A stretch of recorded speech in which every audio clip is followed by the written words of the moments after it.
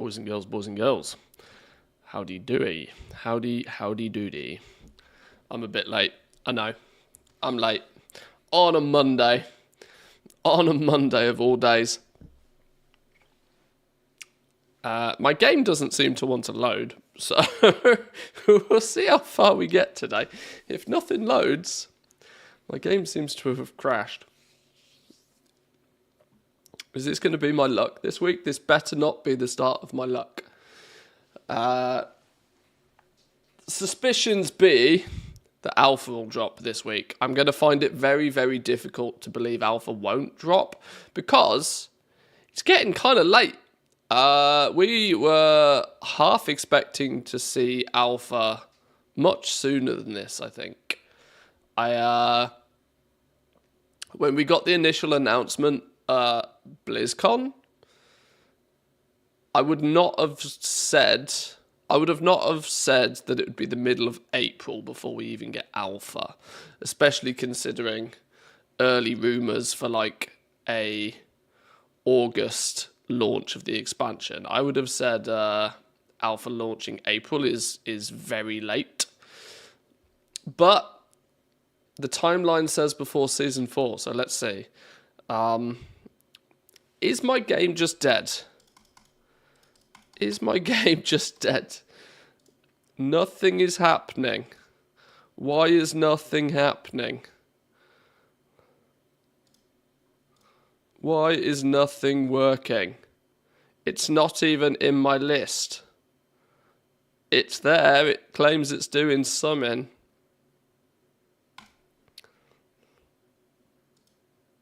Good start to the stream, eh? Welcome in, though, boys and girls. Hope everybody had a good weekend. It's Panda-fueled, I guess, for some people. I spent most of Saturday playing Panda. I didn't get any time yesterday whatsoever to play Pandaria stuff, so I didn't get any further than what we did on Saturday. I think this just calls for an Alt F4. Let's make sure we Alt F4 the right thing, shall we? Let's try that again. 9 days until Season 4 goes live. This is why we think that Alpha's got to turn up today. They can't launch Season 4 and Alpha in the same week. That would be mental. Feasible, but crazy. Meaning I suspect that if Alpha doesn't turn up this week, it's at least 2, if not 3 weeks away. Which would then put it into May. You kind of got to get it out there, Blizzard. It's got to turn up this week. That's my theory, at least, anyway. Lady Daisy, welcome in. Good morning to you. Good morning. Is he going to let me in? Let me play. Need to post auctions. What am I working towards? Well, the Taiwan mount is still in my sights. There's a few things. I'm at the point where I don't really have much I can grind for, particularly. I'm just kind of waiting for the right time. There's not too much I can do there. I'm hoping I can get some of these storms done. I'm still missing 4 storms, and they just don't ever seem to spawn, or I'm not online at the right times, which is frustrating. But maybe we can fix that today. Maybe I can look at a better way of keeping track of them, possibly.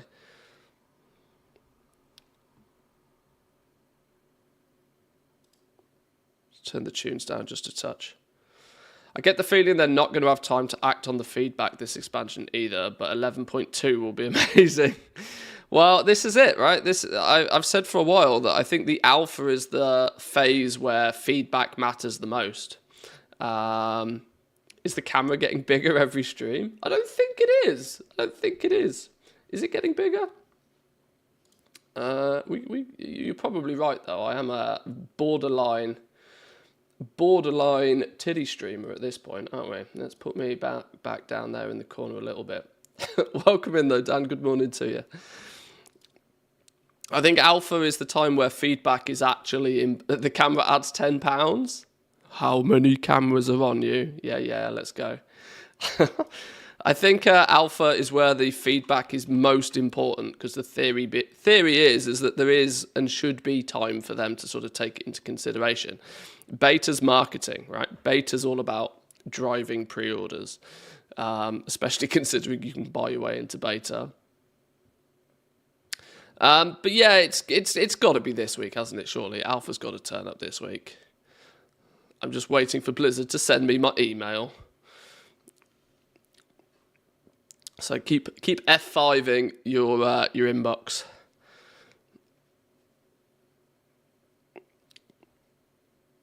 Let's get some stuff posted though first thing this morning, and then I suppose we can actually get 2 accounts on the go at the same time, can't we? Really, multitask. See if we can get some of these storms done today.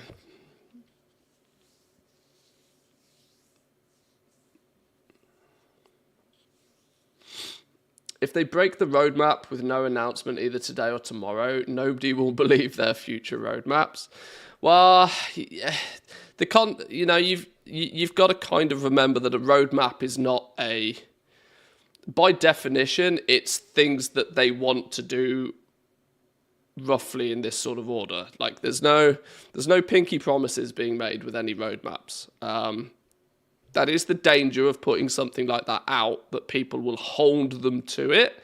And accountability is important, but I equally wouldn't be too surprised if they feel like changing stuff. So far this year, it seems to have been relatively spot on, though.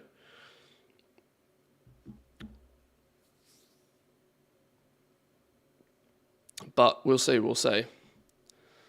I have zero insider information, so if it happens, it happens. If it doesn't, it doesn't. We'll find out.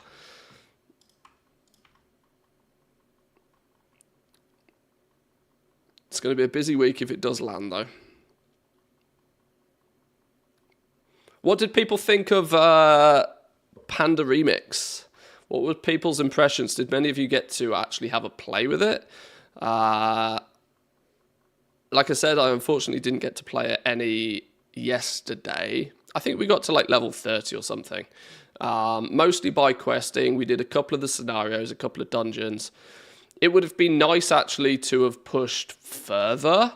Mostly to see a little bit how the end game works. There's a couple of questions I still have about Remix, which I haven't really been able to see be answered. Things like, and if Mr. GM is lurking and knows the answers, he might have some answers for us. Do the ensembles, the MOG, does it also drop from the raids on their relevant difficulties once you hit 70? If you go do the heroic dungeon, if you go do the heroic raids, if you go do Siege of Orgrimmar on Mythic, does the loot table over there then have the chance to drop some of this stuff? Because it would make sense if it did, right? The Shah should drop his mount still, which would save people. And I think stuff like that should drop at a significantly increased drop chance as well for the event. Their 1% mount drops, sure, in retail, that's fine. But I think if you were to kill Shah on Pandemonium mode, it should have like, I don't know, a 10% drop chance for the mount, which would save people quite literally hundreds of thousands of bronze. Because I didn't do any maths, but some people did some maths looking at their current collection and what they're missing and what they might need to farm up bronze-wise, and the numbers were scary. I barely saw anybody say that they would need like less than 300,000 bronze. Even the most avid of collectors have got their work cut out for them if they want to get, most of the stuff. That is a cool mount. That is a very cool mount. Rocket Shredder 9001. That's a very cool mount. I don't even know where that comes from. Where does that mount come from?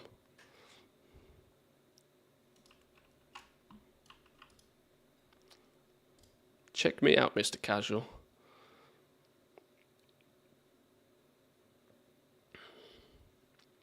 As far as I know, the mounts will drop, but no increased drop chance. Mounts in the MOG are cool, but I don't really need any more alts. Yeah. I don't think it's going to be great for alt leveling. I still... Oh, it's a recruit friend mount. Oh, I see. I still don't think that there's going to be... I think there will still be better options for leveling alts in regular retail. If you follow a guide and, you know, do the route, if you follow the route particularly, you can still probably get a level 70 faster. But of course, if you consider it two birds with one stone, you know, if you consider it, well, I can get another level 70 alt and I can get some collection stuff, a mountain stuff at the same time, maybe people will be willing to use Remix to level up alts because of the extra benefits, I guess. But we'll see. Not really impressed with and interested in Pandemonium. I can do most of the content on a regular server. I'm not interested in the mounts or the transmog, but I'd probably play it a little bit for the stories that had been removed from the game, Rathian storyline and the Legendary Cloak. Well, the Rathian storyline and the Legendary Cloak aren't a thing, so that's not even an option, to my understanding at least anyway. I farmed some of the toys the last few days, shaved off about 100k bronze. That's the way to do it. I would 100% no Legendary Cloak, can confirm. Yeah, there we go, okay. This is kind of where the FOMO argument is a bit more difficult, because there's the FOMO of it being a limited time event, but only a handful of the rewards are actually limited time. If you target just the Panda Remix only stuff, your shopping list probably is not unmanageable. Everything else you can theoretically still get in retail anyway.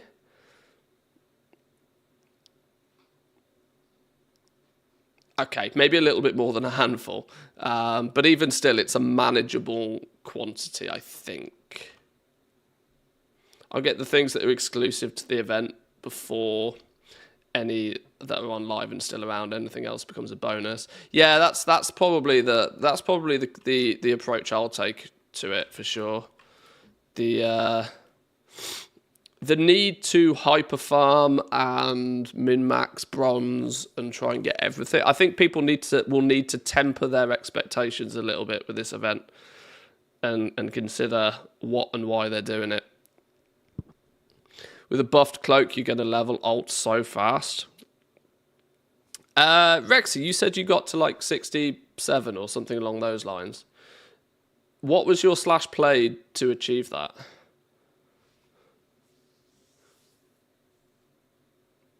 I wasn't particularly leveling at any great speed, nor did I get very far, around 20 hours. So that realistically means that we were quite accurate with timings, right? Let's say 20 hours was a little bit, you know, some, you know, figuring stuff out. There's a few lost hours maybe to random stuff. Let's then consider that people might be able to do it once they know what they're doing going into it in like 15 hours. Meaning by the time you've got a fully boosted cloak, or let's say 300% speed, you're going to be able to then repeat the same thing again much faster.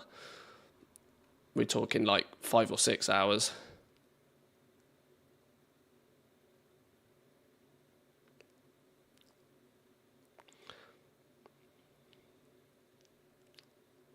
Four to 6 hours, I reckon, with a fully buffed cloak. See, that to level 70 definitely makes it competitive with what you can do on retail. Very competitive. You'd have to be doing some serious sweat to do 1 to 70 on retail in that sort of speed. So maybe it is actually going to be pretty... Not to mention, give people a few days, a week to figure everything out. Like everything properly. Do this at this level, do this at this level, do this at this level sort of thing. Once the true leveling, Panda Remix leveling guides sort of start hitting the internet, then it could get quite fast, I reckon. Could get pretty speedy.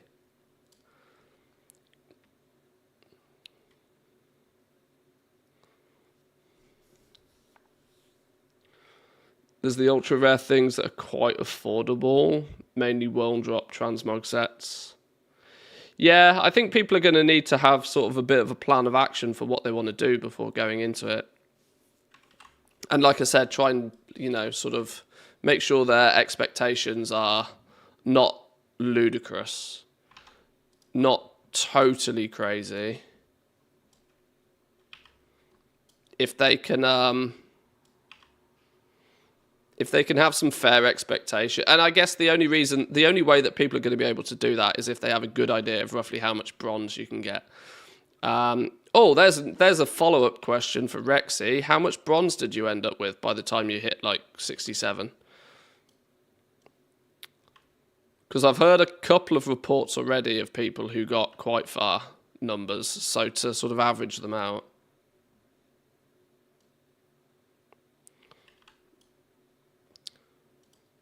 Why do you think that alpha can be this week? The timeline sort of says so. If you take a look at the roadmap they presented, they stated that alpha will probably come out before, and I use the word probably. It seems to indicate that alpha will come out before season 4. Now, season 4 comes out next week, so alpha realistically should be this week. That's process of elimination, really, more than anything. About 28k. Okay, so 28k is a bit lower than some of the other reports I've heard. So maybe there's some averages to be done there at about sort of 30 to 35, maybe 40k bronze from leveling.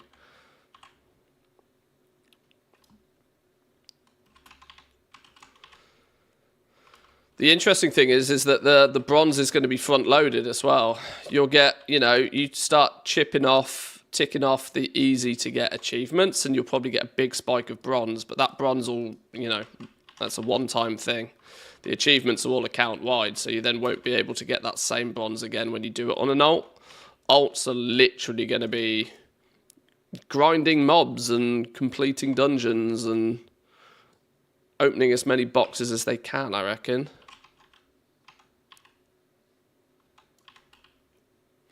The alt bronze farm's going to be the interesting one.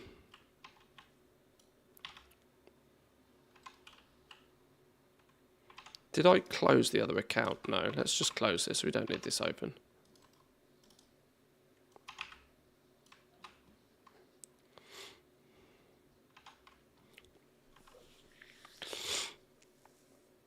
Oh, I spent a lot upgrading my gear and gaining gems doing the leveling as well. Okay.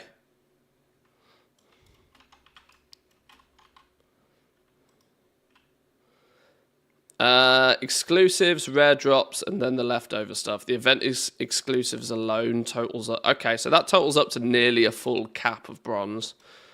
Okay. So people are going to have to do some work even to get the exclusive stuff then. It's going to be fun. It's going to be fun. Like I said, I'm putting a lot of emphasis here on the collectors. What are the collectors going to kind of do? Because there's no denying, right? People chase rewards. People chase gear and people chase rewards. Oh, we completed fringe benefits. Check me out. I don't really feel the need to do the rest of those quests then, ever. We might do. We'll see. Airing down frogs on the Timeless Isle in a 2x4.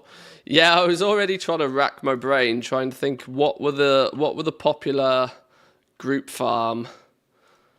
Timeless Isle frogs was always a popular one. I wonder how the scaling's going to work with that.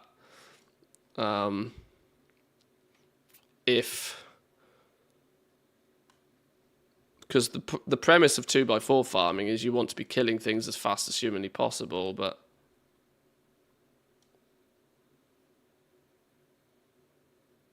dailies and the weeklies are going to be mandatory for grinding the bronze.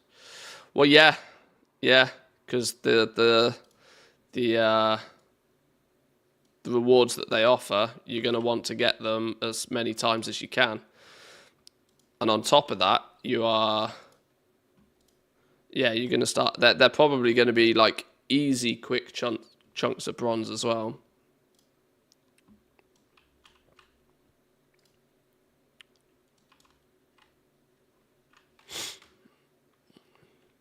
Can you do the dailies on all the characters? Don't know. Dailies are usually character bound rather than account bound. So presumably.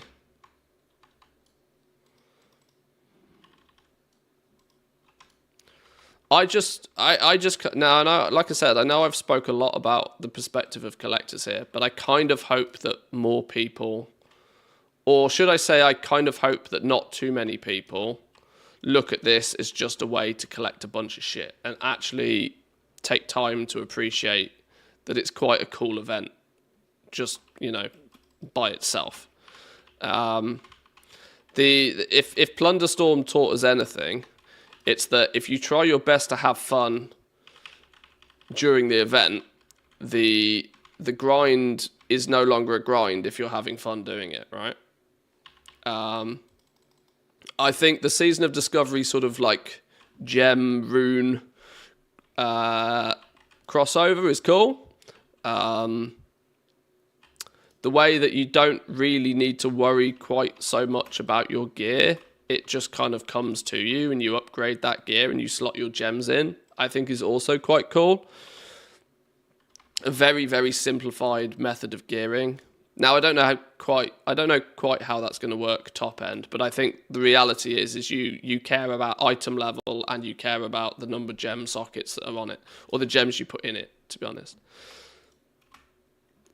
Everything else doesn't really matter. That said, they might do some weird and wacky trinkets and rings or something, maybe, possibly.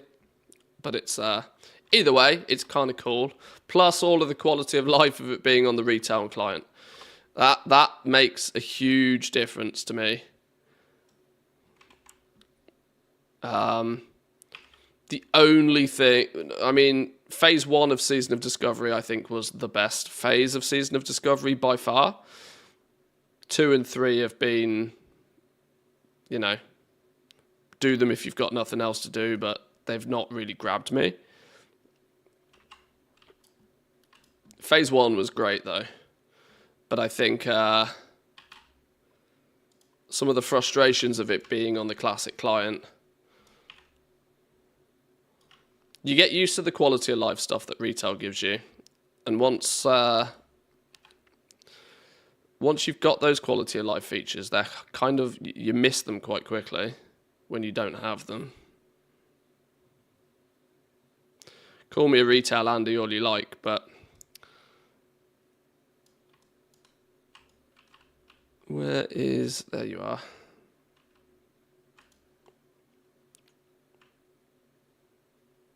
"7 minutes till a storm. Please be a storm that I actually need. Please, please, please, pretty please."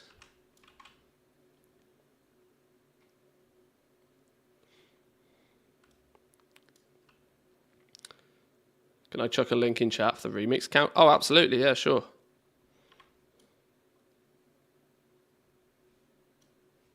It was cool to go and do scenarios again. I kind of forgot how cool the scenarios were back in the day. Whoa, hang on, what's going on here? What did you shock me for? Yeah, I kind of forgot how cool the scenarios were. Now the question is the replayability on the scenarios is maybe a bit meh. And I really worry that grinding scenarios will actually be one of the more optimal ways to level. Just by proxy of the fact that it's practically an insta-queue for any class.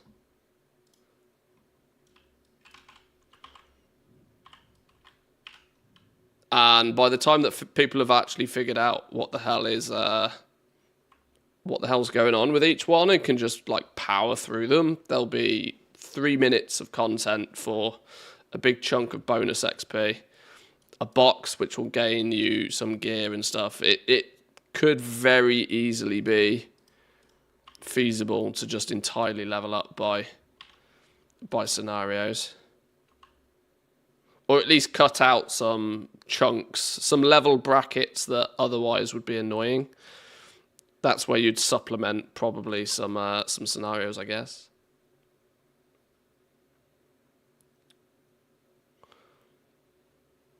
Who are we doing? Defeats using both Princess and Iggy.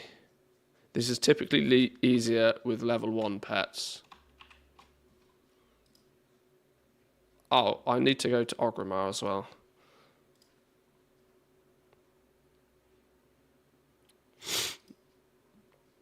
Why is this locked? Oh, I know why it's locked, because I opened my bank account first. Using both Princess and Iggy. Well, Iggy's there. I need to put Princess in the group.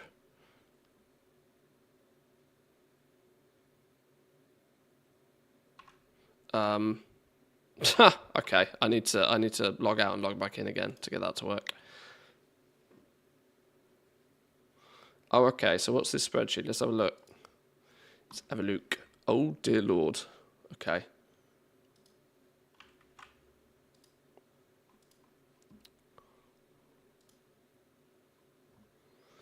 Oh, so you just tick off the ones.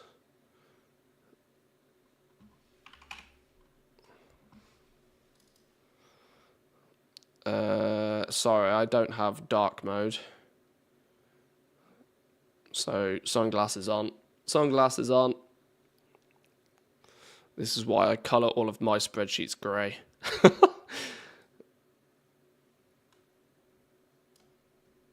$1.5 million if you need everything. Oh my lord.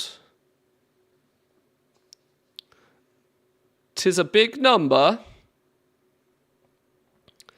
'Tis a very big number. Where is the main damage? The main damage is here, e.g. mount. Yeah, mounts. What are these names? What is this for? Is this somebody's? I don't know what that's for. What are those? I don't know. Mounts. So yeah, I guess the line share is on the big rare drops here, isn't it? So 500,000 if you want to get all of the mounts. All of the mounts is 500,000. There should be some asterisks or something for anything that's remix specific.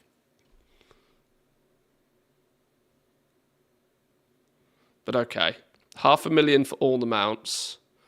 300k for all the toys. 800k.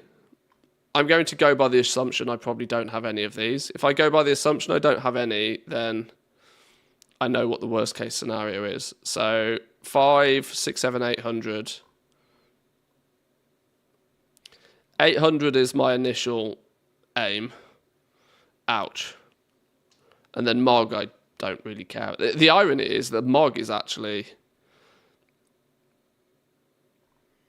not that difficult, is it really?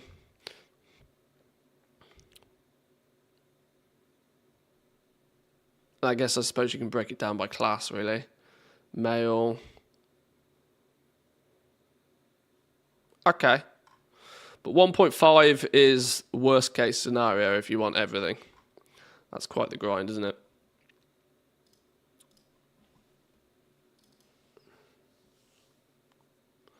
Oh, that's the vendor name. Oh, okay, that makes more sense now.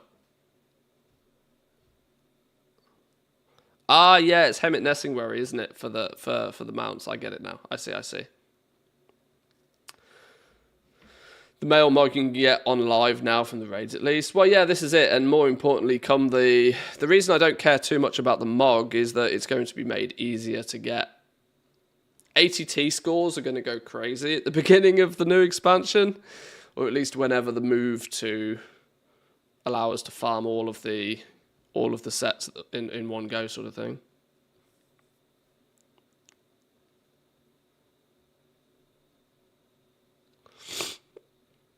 Is it just for fluff items, not including the upgrades of actual gear? Yeah, I mean, obviously any bronze you spend anywhere else is additional on top of that. That's just for the collectible stuff. Oh, hang on. I need to make sure the 2 pets are in the right place. Let's swap out. Who do we need to put in? Princess of something or other. You. Swap you out for the dragon. Iggy can compete this battle solo typically. Oh, okay, fine.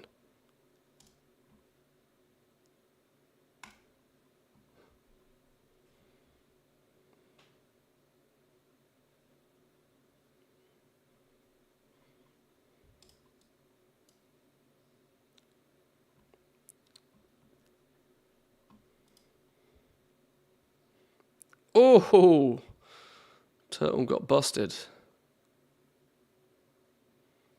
Dead.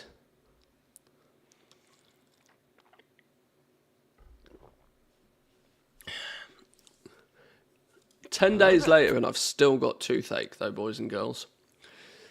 Somebody told me that going to the dentist is meant to fix your teeth, not make things hurt more. Fucking dentists, man.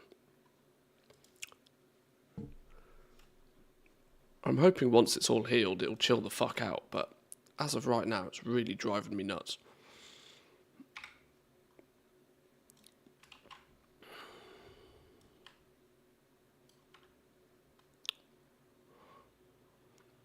Tried clove oil?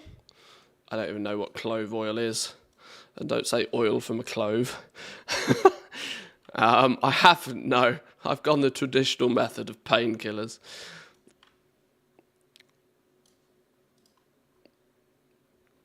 It's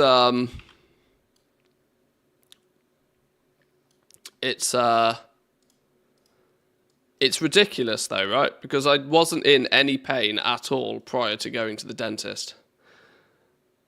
They took the tooth out, which they said they needed to take out because they wouldn't easily be able to fix it. So, I took the expert opinion. I was like, fine, okay, take the tooth out then.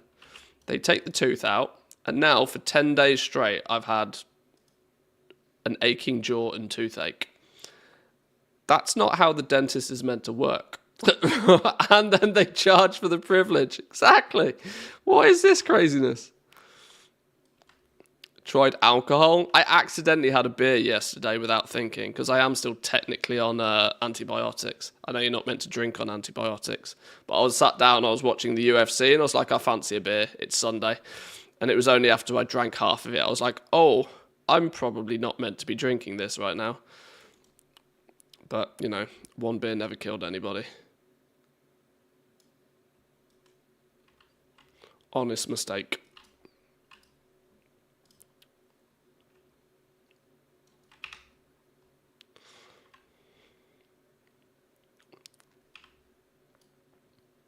Put a bit of it on your tooth and you won't have toothache anymore. Tastes horrible though. Oh. I don't know. I think I'd rather just take pain meds.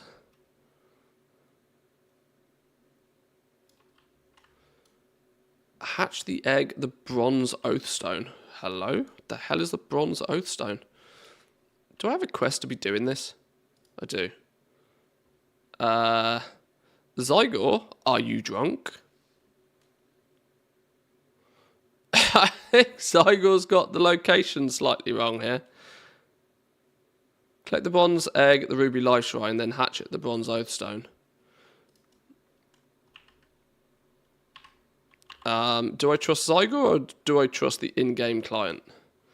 Let's trust the in-game client for once. Oh, Zygor's... Wait, hang on. Who's right? Who's right here? Has somebody done this? Who's right? Is Zygor right? We have faith in Zygor. He doesn't let us down.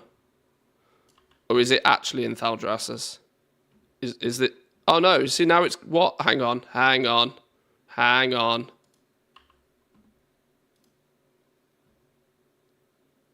Oh, Zygor is wrong. In-game is right.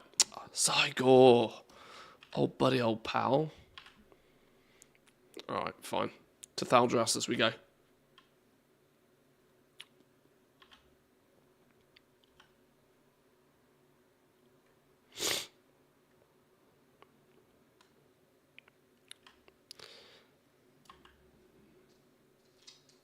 Yeah, and the toothache seems to be in a tooth that had absolutely zero problems prior. So I'm going to assume that it's part of the healing process still.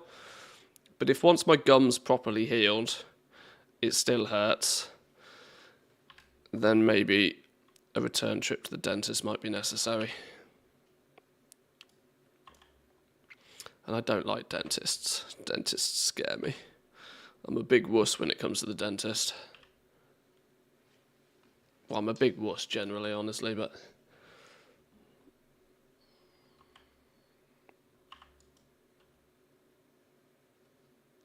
Is that this thing?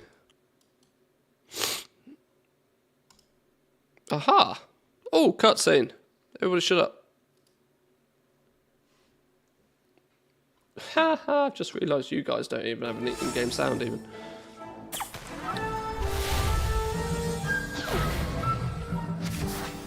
Professional streamer, mate.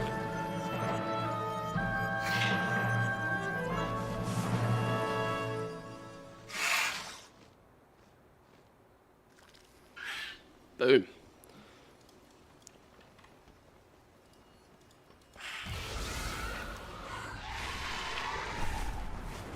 I would use my Hearthstone, but I need it. Oh, Anaran Plains. Something's happening in Anaran Plains. I need stuff in Anaran Plains. What is it? An airstorm? Thunder... Stop moving. Snowstorm, thunderstorm. Damn, that's not either of them, is it? Flipping hell. I am never going to get these storms done. I do need 61 treasures in the Forbidden Reach, though. And I need 10 more keys. We need to farm up 10 more keys at some point and all. Oh, wait. Air equals thunder? Thunder... Is that the one I said I needed? Okay, we do that in a minute. That could be why I've not got these ones done before, because I've been dumb. Entirely feasible. I'm yet to see a firestorm in the plains. I reckon it spawns only when I'm asleep. You know the solution there then, right? You do know the solution, right? Crack open a Red Bull.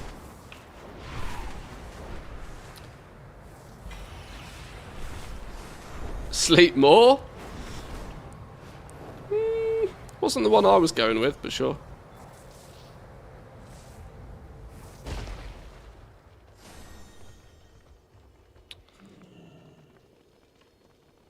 Sleep faster.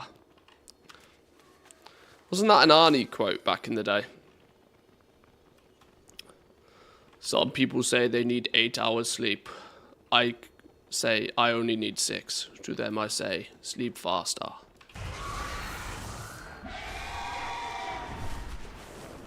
It should also be noted I cannot do an Austrian accent. I'm sure you know that by now.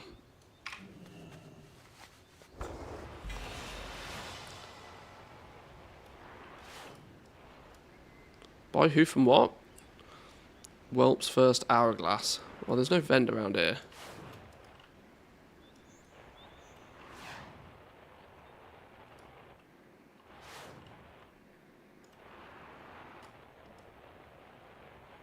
Mad confused.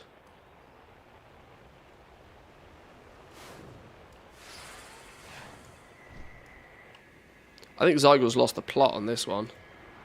Send him in all sorts of weird and wacky places.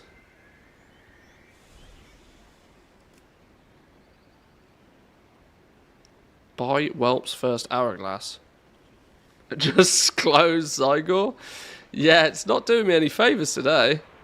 It's got its waypoints completely bozoed.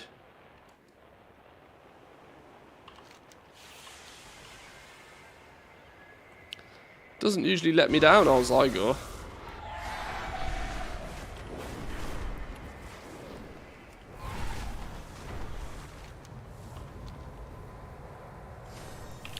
Maybe it's just having a special moment. We all have them from time to time.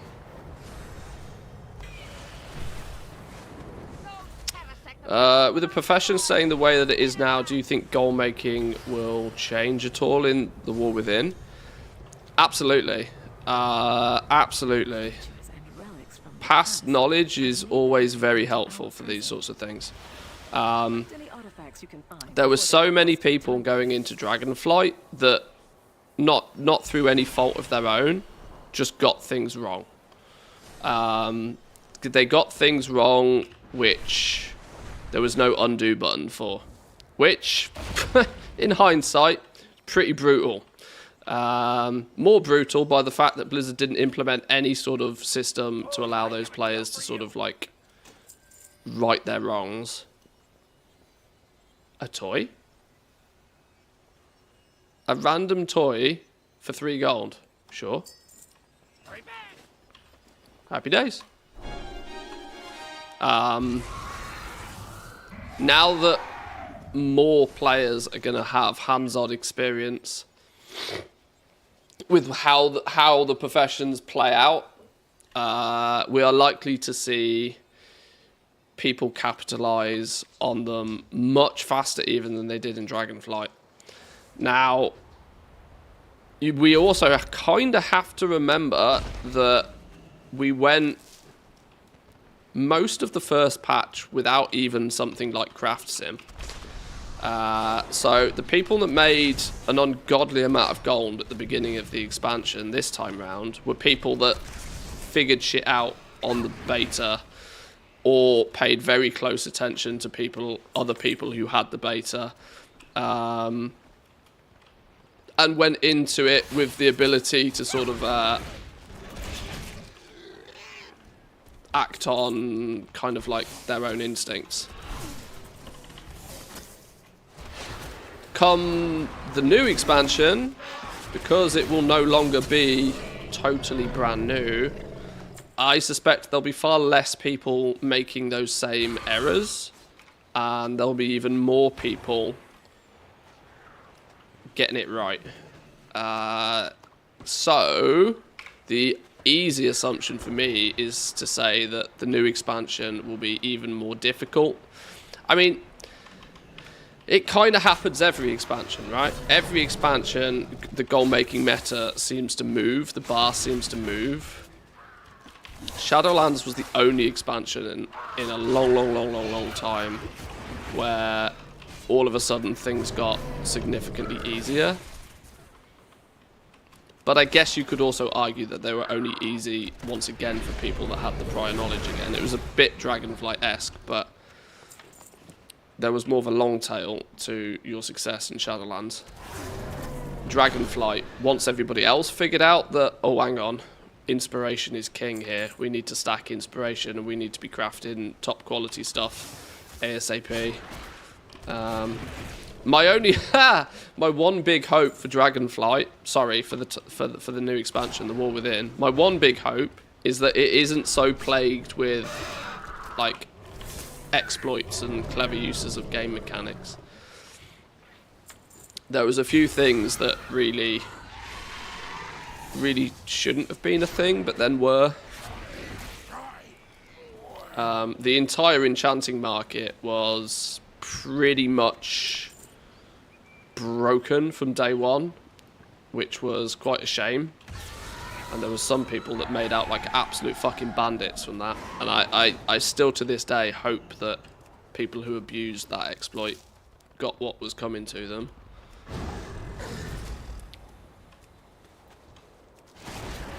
Do I think there's going to be new knowledge trees? Absolutely. Like, I can't see why they would. They've already said that they're going to keep the formula practically the same as what it is. They have no desire to rock the boat too much. I can't quote verbatim exactly what was said, but it was along the lines of, yes, the crafting system as we have now is here to stay, but they're open to making, you know, adjustments.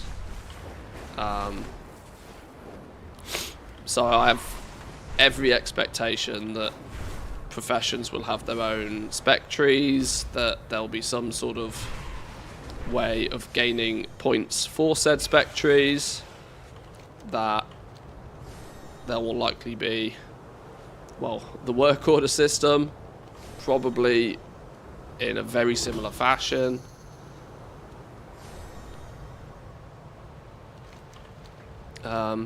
Yeah, I don't think there's going to be that many changes, honestly.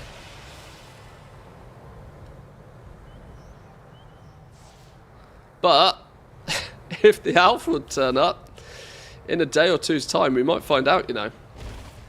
We might find out very soon.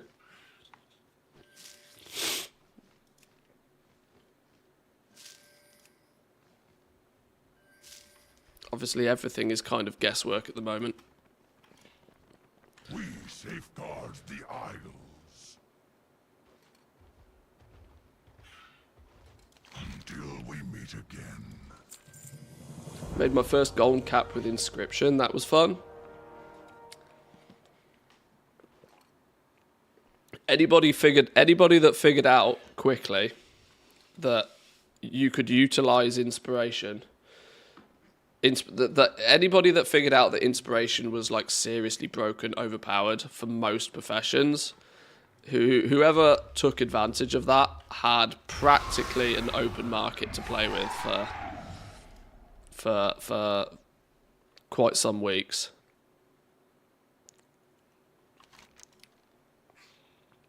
Where's the storm then?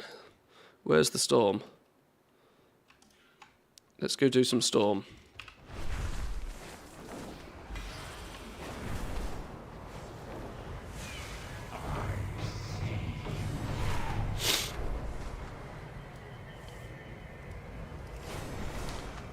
I seem to have made some progress on this, 97 out of 200 already, so we don't have to grind the whole thing. See if we can get a couple of rare kills, since I still need that stupid elemental lariat. One day. One day.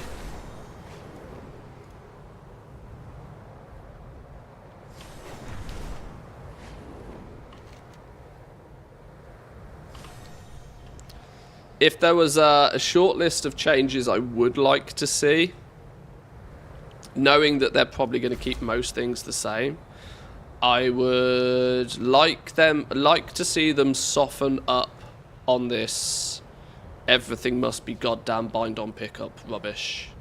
I don't think there's any need for that. I think you should. I mean, I said this from day one, and my opinion hasn't changed on this. But I think there should be. I think there should be more flexibility for crafters to do crafting things, right? You shouldn't necessarily like. I understand the concept of having things bind on pickup, so that it means that people had to use the crafting system because it was a new system, and Blizzard always does this. They do this with everything that they implement new, right? They make it so that, well, you kind of have to use it. Which is fine for the first expansion. I didn't appreciate it, but it's fine for one expansion. If there's no need, there's no longer the need to artificially teach people how the crafting order system works by proxy of making them use it. You should, in theory, now be able to just let people do their thing. Crafters should have more flexibility for crafting stuff. They should be able to craft low item level versions of all bits of gear. And I would very deliberately stated low item level versions of all gear. I don't believe that crafters... I'm with people, right? I don't believe crafters should be able to craft the top highest item level stuff and also freely craft it to sell it on the auction house. But I think they should be able to make low item level versions of gear and make them readily available for people on the auction house. And those people who then purchase them off the auction house, if so need, or have the bind on pickup materials to do so, could and should be able to then get a crafter to do a recraft on them and upgrade them. Equally, that adds on to my second thing. I think recrafts should be like public. I think there was the intention for recrafts to be public anyway, and I don't know why it never happened. I think public orders suffered by not having recrafting being a thing. Because it, you know, public work orders have always been a bit of a touchy subject.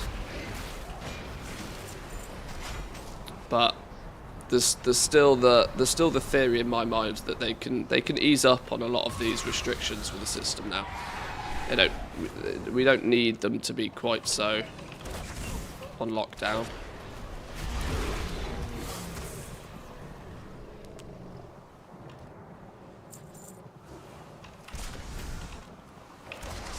Block public orders with 0 materials. See, this is where my opinion also differs to most on this. I don't mind which direction Blizzard goes, but I would want them to pick a direction. Either make it so that orders need all of the materials, or that orders need no materials. Whichever way Blizzard choose to do it, let them do it that way. But this ambiguity of you can provide some materials or not just makes the whole system annoying to use for everybody. We had the scenario where you had to provide all of the materials. We had that scenario at the very beginning of Dragonflight, and it led to a scenario where every single order was insta-sniped by everybody. But that was also at the same time when people could do 20 orders a day.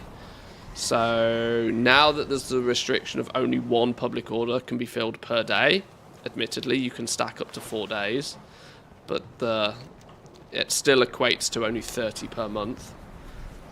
Maybe having all materials be required with that additional restriction would mean that some people might sit and wait, knowing that they can only fill 1 order a day. They might not necessarily be so inclined to quickly snag the one for 100 gold.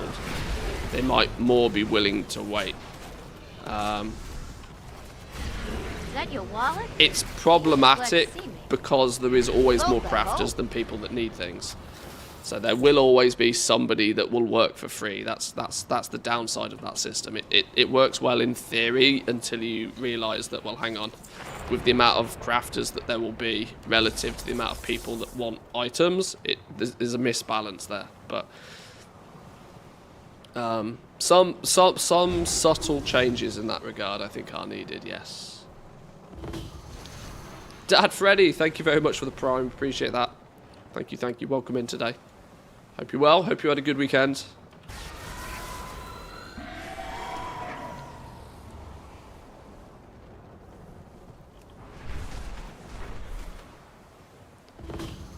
So some subtle changes to the work order system, and like I said, they only need to be subtle. And everything ties in with everything else, right? You can make subtle changes, but you need to make subtle changes in a few areas. 2 or 3 subtle changes to how the system works add up to being a big quality of life for everybody involved. A handful of small changes is usually better than like 1 big change. And that's relatively true in most areas of the game, right? A couple of subtle changes, you know. Slightly changing the... Look at how they balance classes, right? How they like they'll do a plus 5% here, a minus 5% there. They'll change 2 or 3 of your abilities to more accurately adjust how much damage somebody does, rather than just going right plus 20% damage on this ability or something. Or at least most of the time, at least. They need to revisit the quality thing. The revisiting of quality also ties in with what I think they should do with inspiration.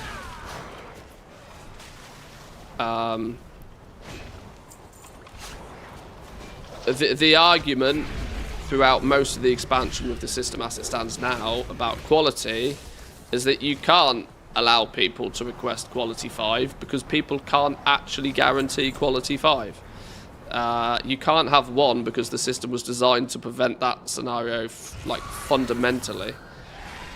They would need to make it so that people can accept and fulfill orders even as and when they can't guarantee. You know, there needs to be a few subtle changes there for it to actually work. But yes, I also think that specifying quality should be a thing.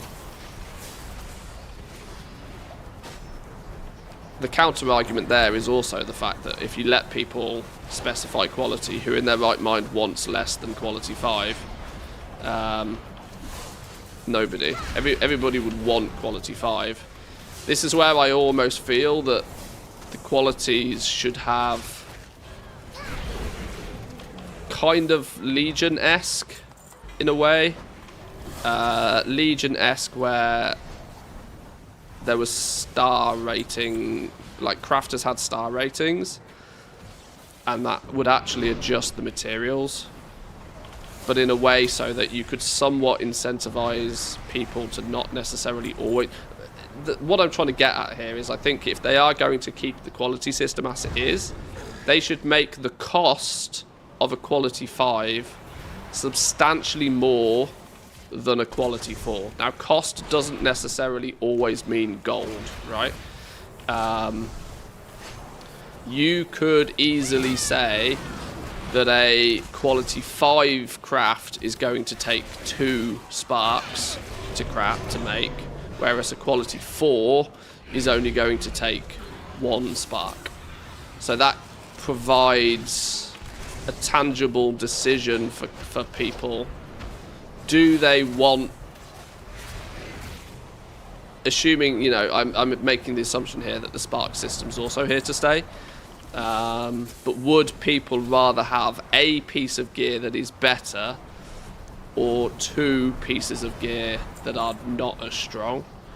That would then mean that you could let people specify the quality of the gear whilst also maintaining some value in something other than the very, very best.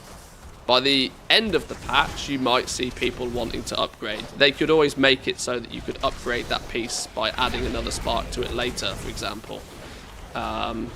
So that early in the phase, early in a season, early in a patch, quality 4 would be considered more than acceptable and actually somewhat optimal to do because you're limited on sparks. Then it would promote a lot of recrafts later in the patch of people upgrading them with their bonus sparks to the top quality.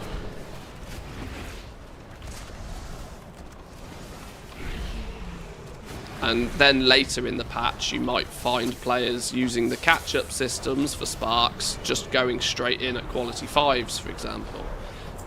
There are clever gameplay ways you can make more than just the very, very best worthwhile to people still. That'll never happen, we all live or die by min-maxing, but that's the point. It would actually make quality 4 the min-max way of doing things. Because quality 5 would cost you twice as many limited resources. 2 pieces of gear at quality 4 would be better than 1 piece of gear at quality 5 early in the season if you're min-maxing. This is what they need to do. They need to make the min-max approach value lower quality stuff, even if it's only temporarily. It's a video game that's entirely man-made. Nothing is impossible, you just need to figure out how to do it. Put a cooldown on quality 5 crafts. It's another potential. That doesn't change the fact, though, that putting a cooldown on quality 5s wouldn't incentivize quality 4s, though. It would still mean that everybody wants a quality 5. It would just lock half of the population out from being able to fill that order, which might feel like more of a frustration to crafters than anything else. As that's not going to change the desire for players to have the best still.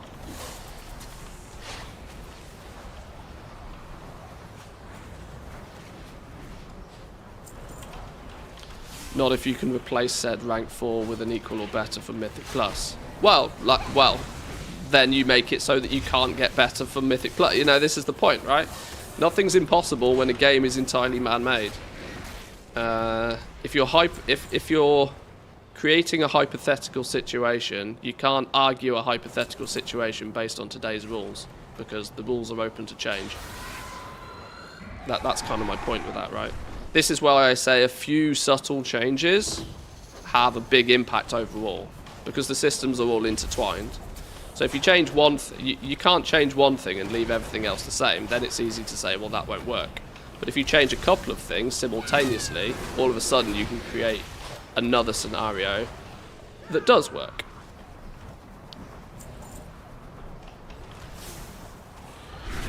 It's just more difficult to wrap your brain around the effect of a few different changes all impacting each other.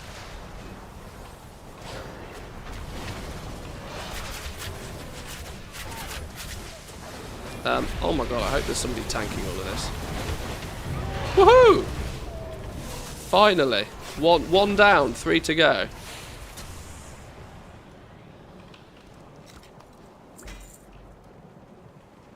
Genius, that. I'm wondering if I hang around. I wonder if I lurk just to try and get some of the big rares as I'm here.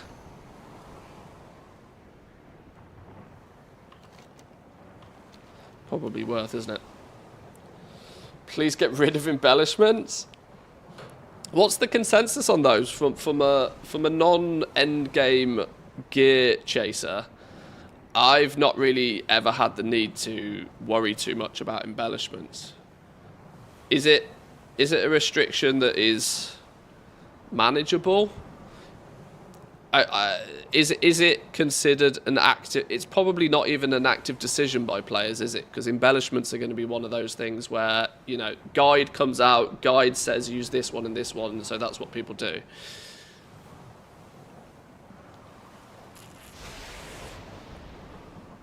The embellishment scenario has got to be just like 100% cookie cutter, right? This is the ones that you use. GG. It's far too less of an impact on anything for the hassle that they are. Okay. So we're saying it's maybe teetering into the realms of unnecessarily complex.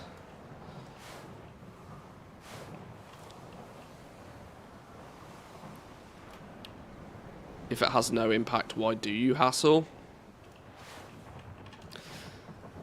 That's also true, but we live in a world of min-max, so people are going to. The min-max brain of raid leaders. Have I not bound freezing trap? No, probably not.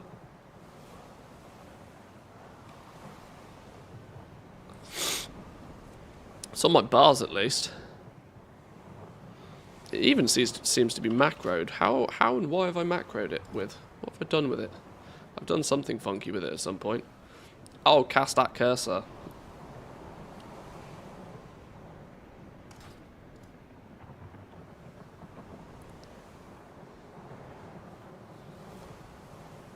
Some more balance between them wouldn't hurt. Okay.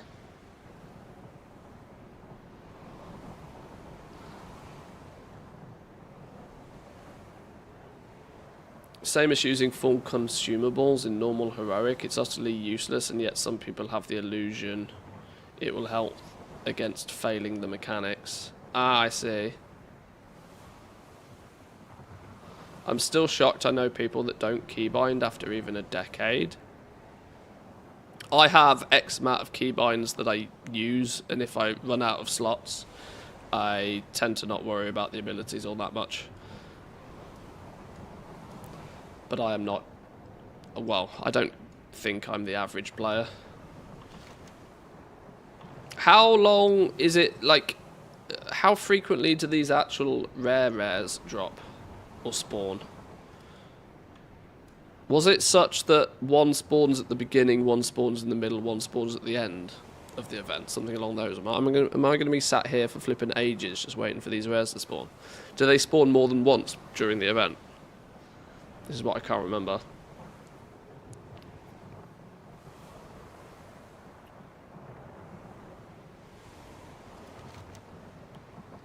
I'm tempted to just leave them though, as it's purely only a chance. Don't have enough fingers or joints to keybind everything in a comfortable way. I've just had the same muscle memory for so many years though. If I was to start deviating too far from what I do now, my brain would just fall off.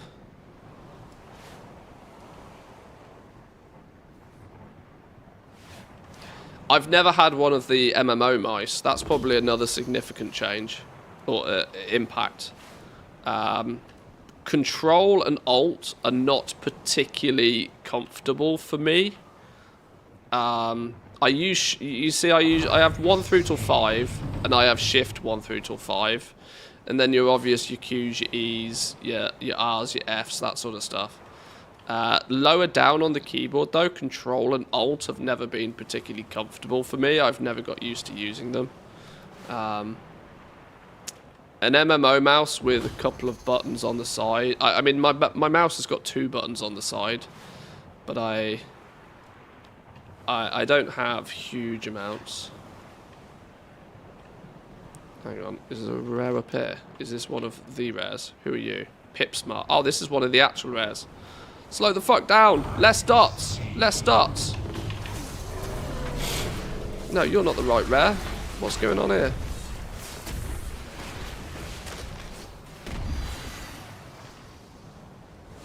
Ah, Ripperoni Pepperoni. The one I actually needed to tag. Flippin' Nora. Okay.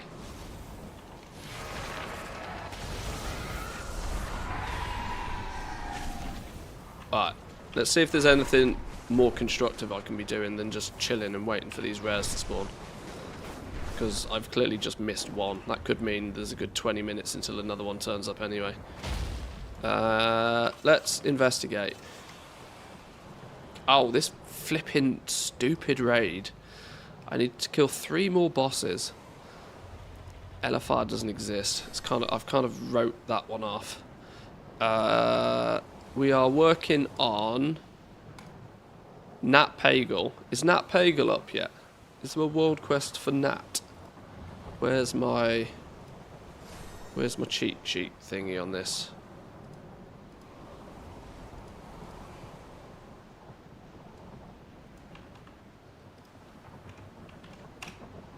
Nothing currently available for Legendary Album. But Nat Pagel is not up. Grim Tusk Fishing Hole. Okay. Dragonbane Keep we need to go do. Maybe I'll just grind out some keys.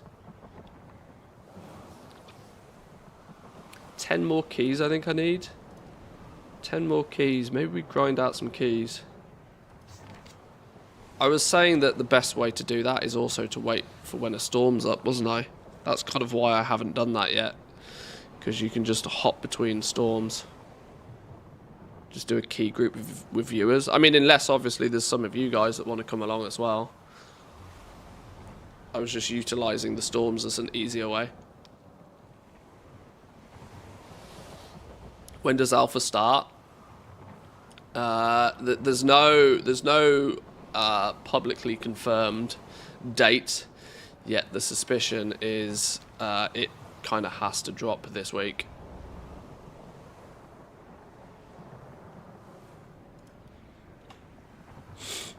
In the meantime, we are chilling, completing some Dragonflight stuff. Alt is self-cast for me. Oh yeah, that's true. Also, Towley is quote-unquote away Monday and Tuesday, which is kind of sus. I love how people figure out when shit's happening in WoW based upon what Towley's schedule is. It's true, though.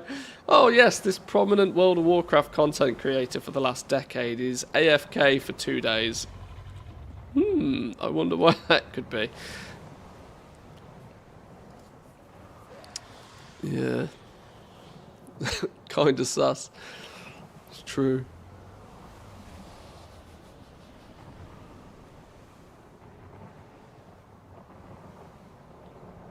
And Holly's in London. Wow. Need a Twitter account to track his private jet. I think Towley does well for himself. I don't think he's quite at PJ level yet, though.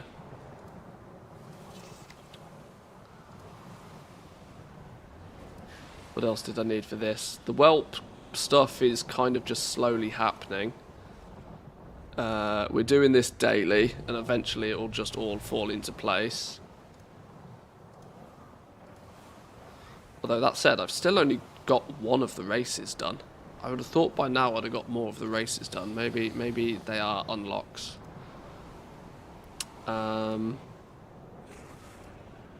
What's this one?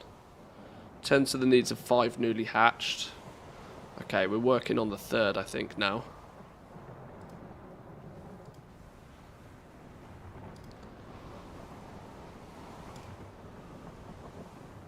So in Iron Plains, we still have the Snowstorm.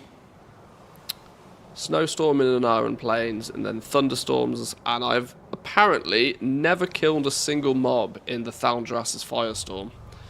Maybe it just doesn't exist.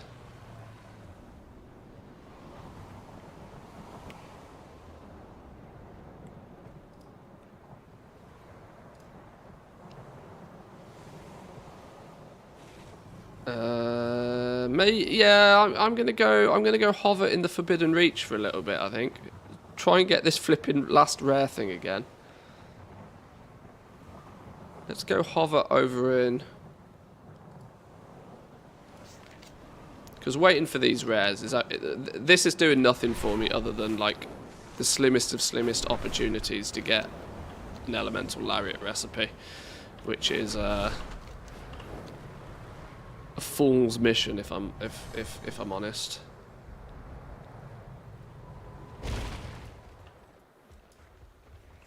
Where's the flight master around here? Is it you? There you are. My hearth awaits you. Let's head up this way. Yeah, I have nothing more than flying around, killing time, looting treasures in the Forbidden Reach as well. We've got a few things to do over there. That makes more sense to do. More chance of getting alpha than getting the lariat recipe. Well, and that. Yeah, you're not wrong.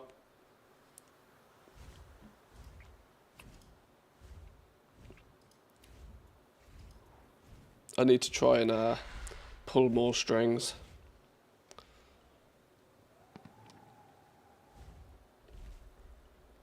I should just start shamelessly DMing every Blizzard dev on Twitter. I should just be utterly shameless about it. Back in a sec.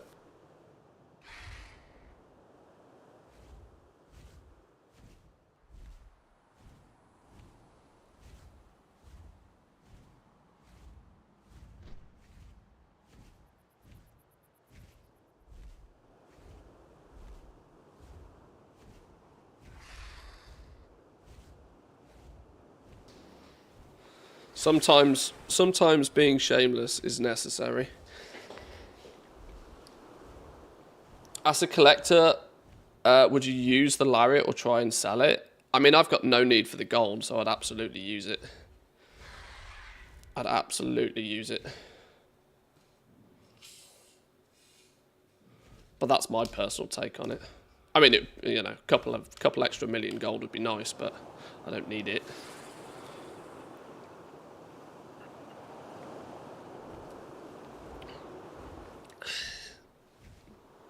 Where did we get to? Oh, we're still in Thaldra. Oh yeah, I forget when you take the Flight Master, you go kind of like you take the scenic route. But it is the only... In fact, that's a lie, because I just haven't bothered to buy these. But for all intensive purposes, it's the only jewel crafting recipe I need.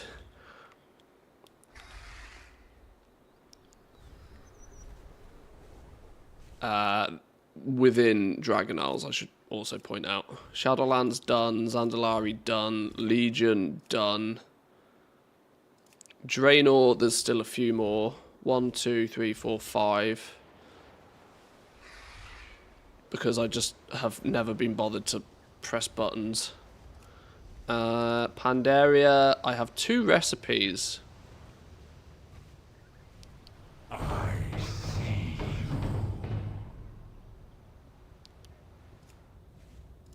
Cataclysm, I still need the rhinestone sunglasses.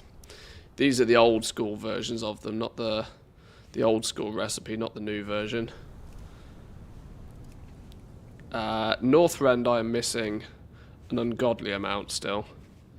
There's about 40 or so dailies I need to do to finish these off.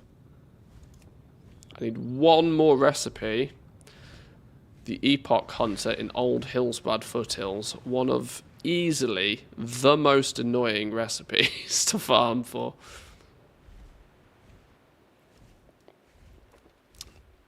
Because just one single chance, a single chance at getting that recipe takes about 20 minutes. Which doesn't sound like a lot, but it's an annoyance that means I don't do it. Still missing square holders from the Zul'Farrak revamp that they did. That's the only recipe I need from the revamp.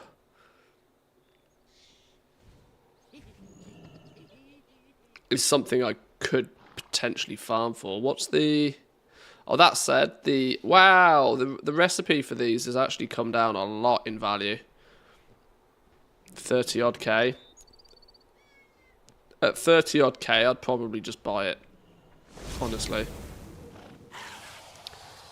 Black Diamond Crab is one that is bind on pickup, so I'm going to have to go get as well. We are 90+% for jewel crafting though, which I'm happy about. Obviously, the Elemental Lariat is the thorn in my side. Right, with the treasures out here, obviously I've got handy notes that shows me where they all spawn. Is there any significant advantage to also buying the item that gives you a boost to them?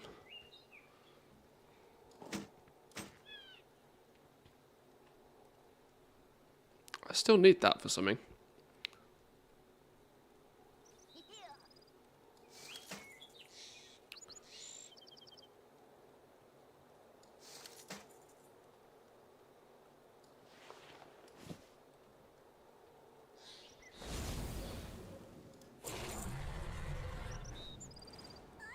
You said you're missing keys earlier. I just noticed you can buy them for 50 resources.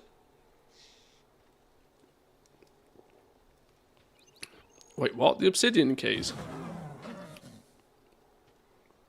Bring more tales when next we meet. Oh, I need the helm. The weather is turning.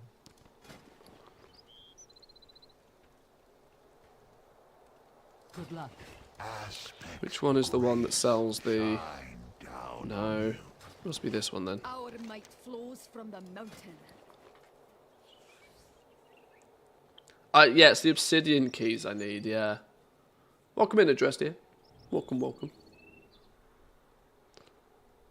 Allows the caster to detect small treasures whilst exploring the reach. Is there any value in buying this when I just use handy notes anyway? I suppose it will put them on the mini... Does this mark them on the mini-map properly as well? Rather than them not having a mini-map thing. And it relies on me actually seeing it with my own eyes. Maybe that's the difference. I mean, arguably, I should be looking for it, but... Forges glow, watch you over here.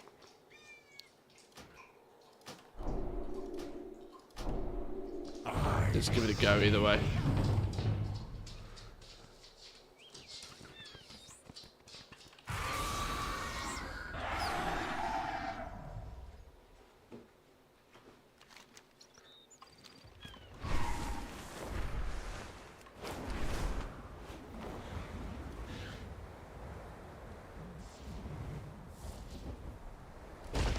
Damn, never lucky.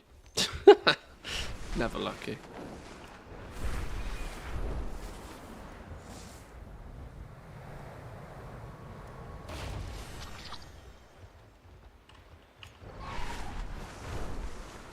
Yesterday got the 500 mount achievement and the sparkly flying otter. Nice one. Nice one. You're a few ahead of me. I think I'm at like 475 or something mount wise.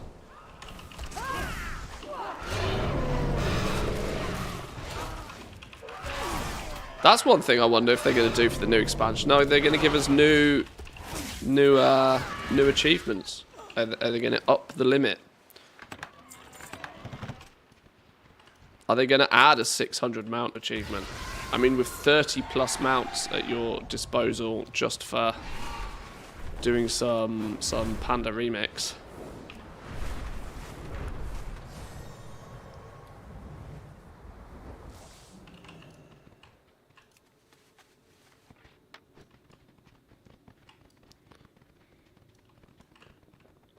They need to go to 700 already.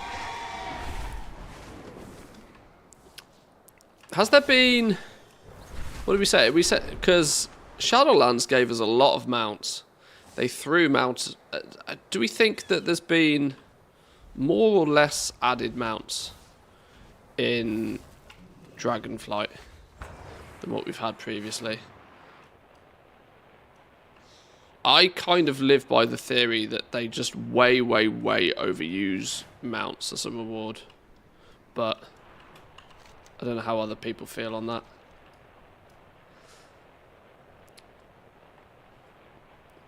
$700 total would be nice. Move away from the on this character requirement.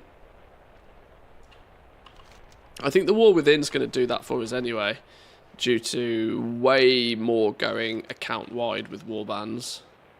I think it's kind of quite safe to say that a lot of that sort of stuff will then just proactively be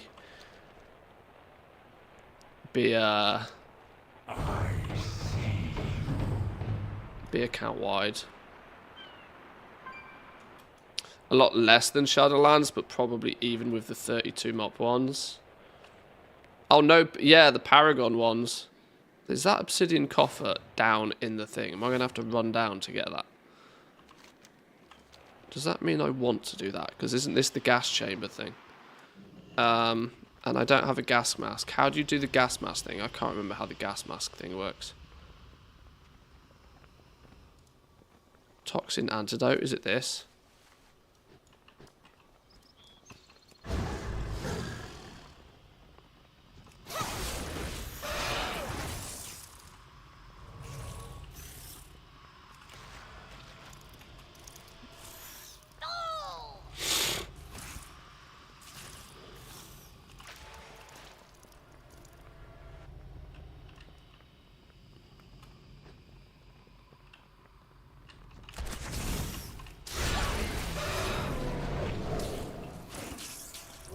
Can't do it in combat.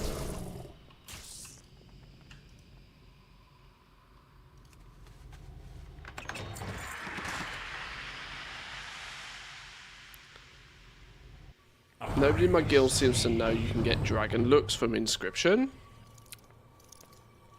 There's like a good 16 to 20 of them, isn't there? I think Inscription has loads of them.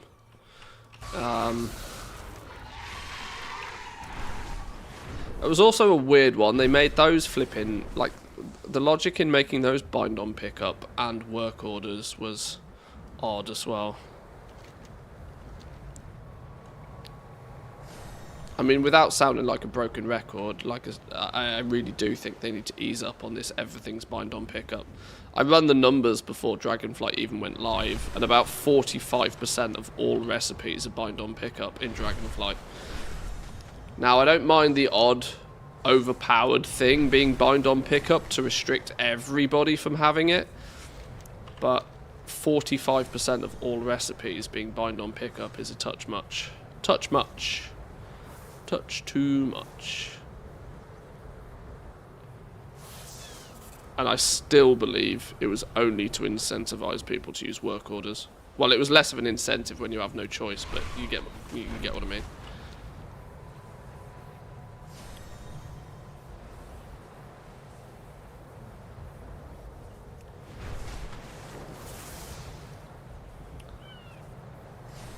Took me way too long to find out how the work order system works, and I consider myself playing more than the average player.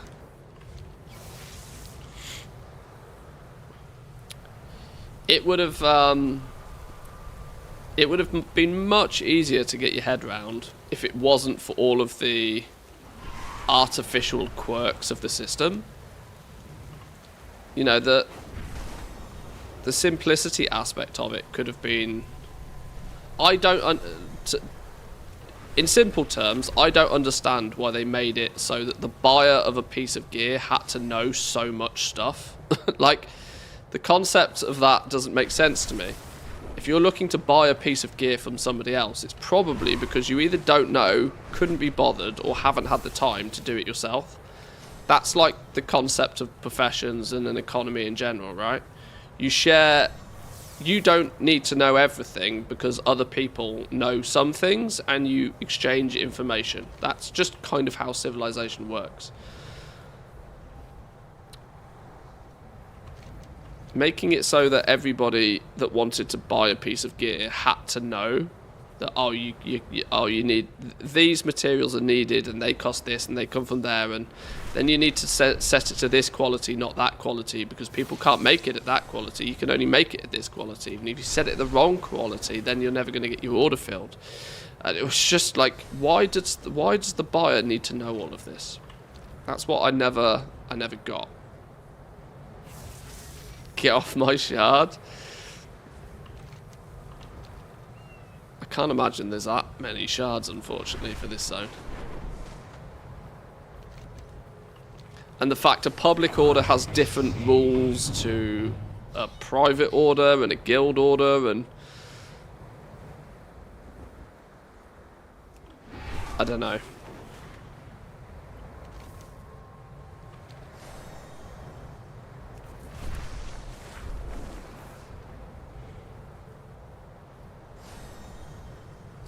Yeah, people trying to hunt out crafters with the best inspiration.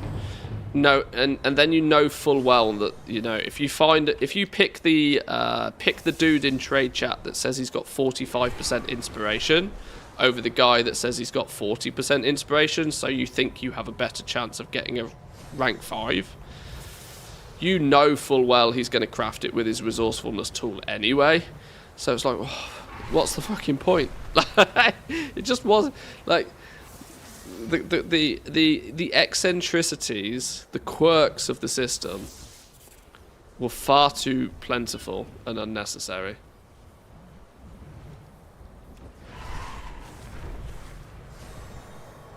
Okay, there's seemingly no treasures around here. Why is there no treasures on this entire island?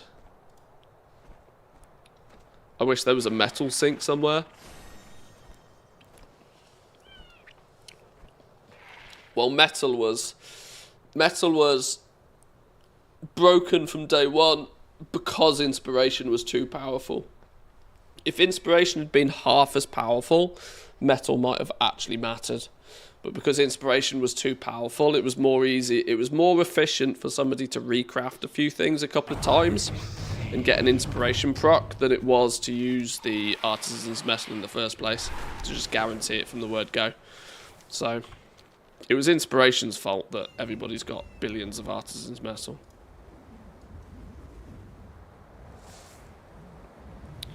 It was a limited commodity for like 2 weeks, and then people figured out that they don't actually need it, which was weird.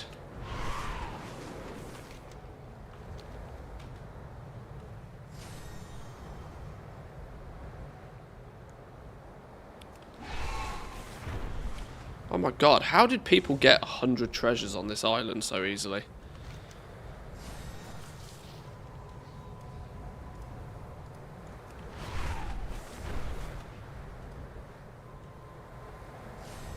Barely taking my eyes off the minimap, and I've got a buff that should show them on my map all the same.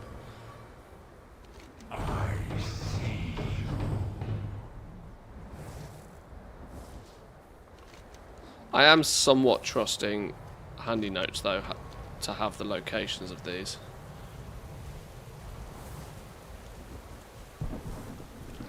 I might just kill rares at the same time, as I could do with the extra dust.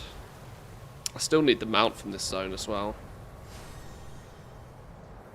Talking of mounts.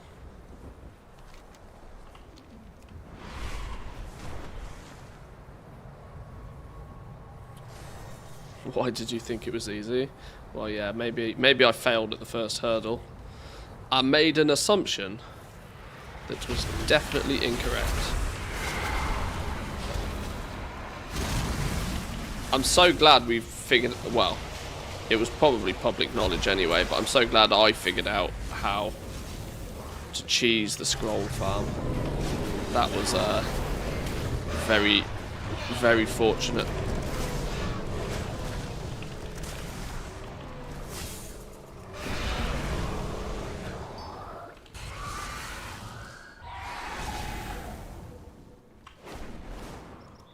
I'm not going to go kill Warden. Not about that life.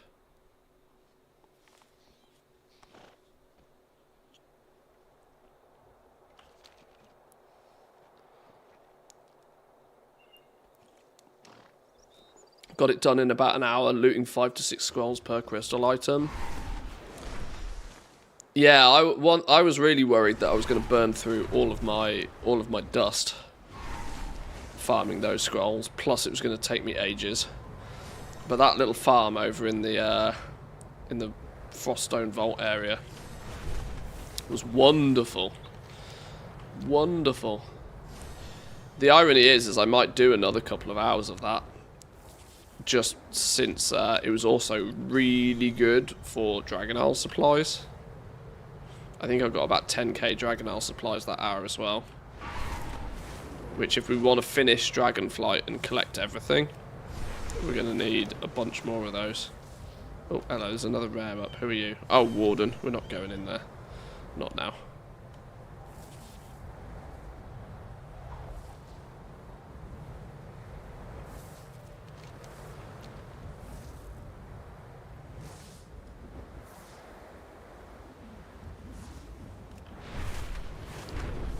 Do you only collect with your hunter or with everybody? At the moment, predominantly with my hunter, yes. On the basis that I don't really care that much about transmog. I've never really felt the need to farm on other classes, because of course I would then only be doing that for the other mog. And also that once we have the war within, it's going to be... You'll be able to do all your farming on one class anyway, which will be nice.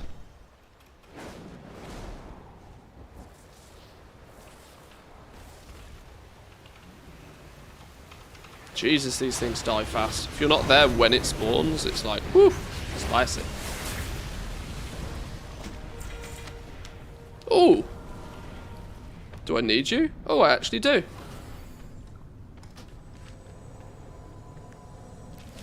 Bonus.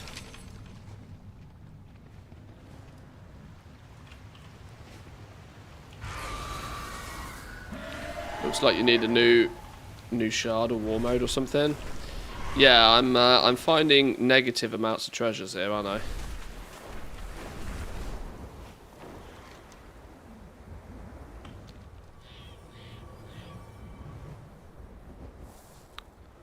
Forbidden Horde. I don't know if I need any more of those, but they're good for stuff. Is this on the island, or is it in the cave under the island? It's clearly here, because everybody else is here. How much dust do we have?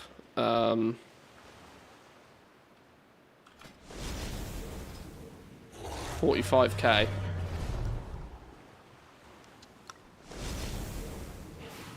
Game tells me I need 158,000 of it. Ouch.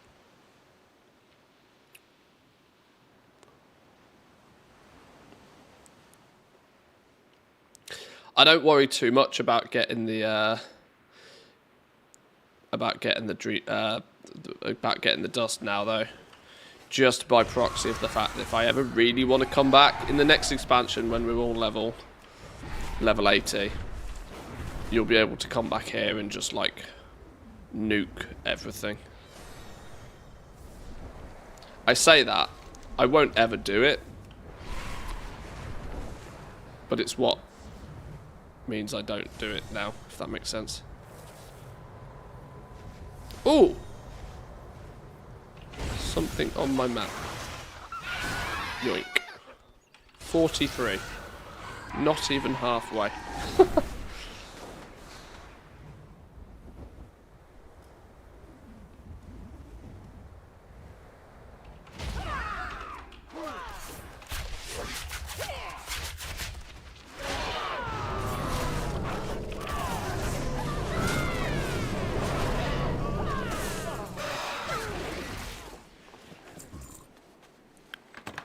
44. I need one part of one achievement for each zone in the meta. Yeah, Nat Pagel and a fishing hole I would put money on. Like everybody else.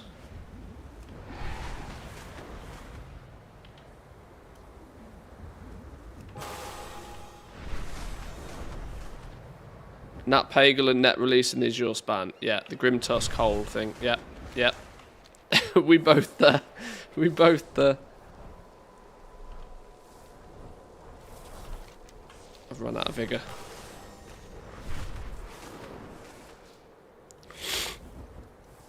Everybody's stuck on the weekly ones.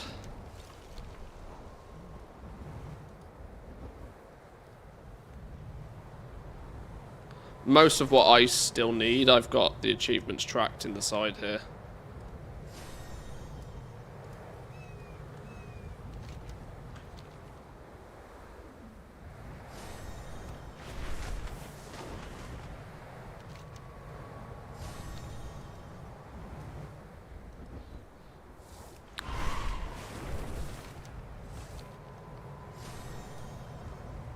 I'm struggling to find these treasures though. It might be time for a hop.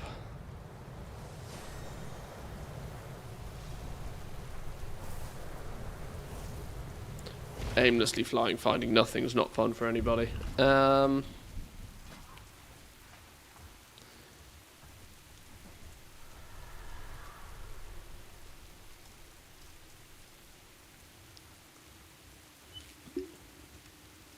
Where was it? Hyjal. Okay, that's going to be a contested shard either way, but...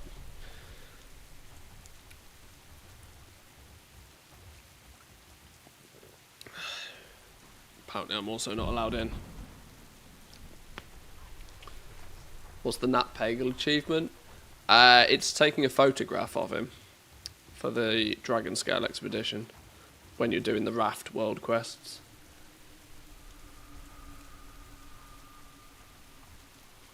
Scroll hyperspawn on Ragnaros. Oh, Forbidden Reach rare. Let's move us over to Hyjal. Okay.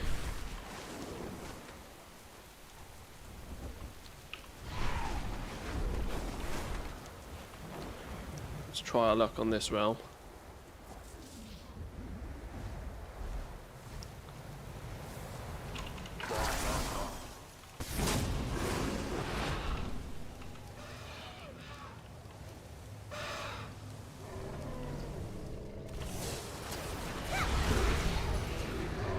Can you kill these more than once a day? Oh, you can.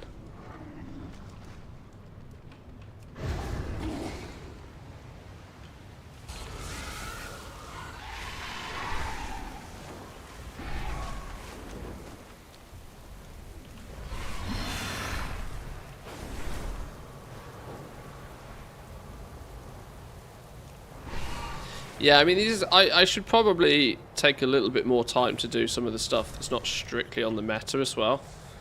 Now, I kind of remember that I did...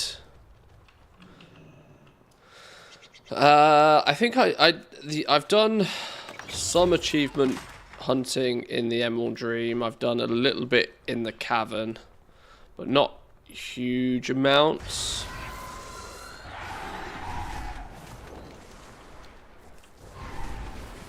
There's probably some cool stuff we can pick up and collect before we leave.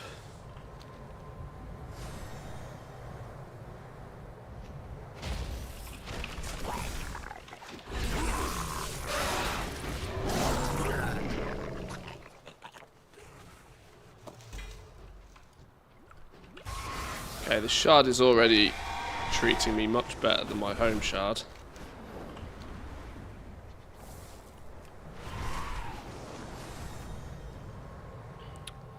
I should probably assign myself the job of finding like 10 treasures a day or something. I don't want to, you know, cook myself trying to do this for too long. You know me.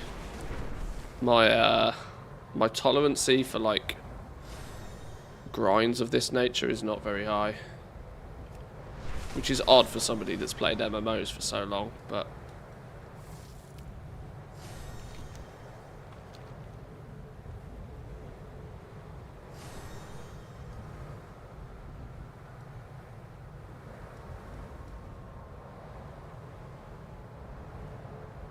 Ooh, there's another one. Yoink.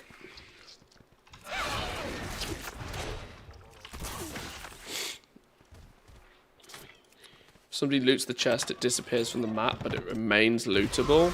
Oh, so maybe I should also be trying to actually pay a little bit more attention to spot them as well. Because, oh, I didn't know that. That probably's not cost me much, but it's probably cost me some in.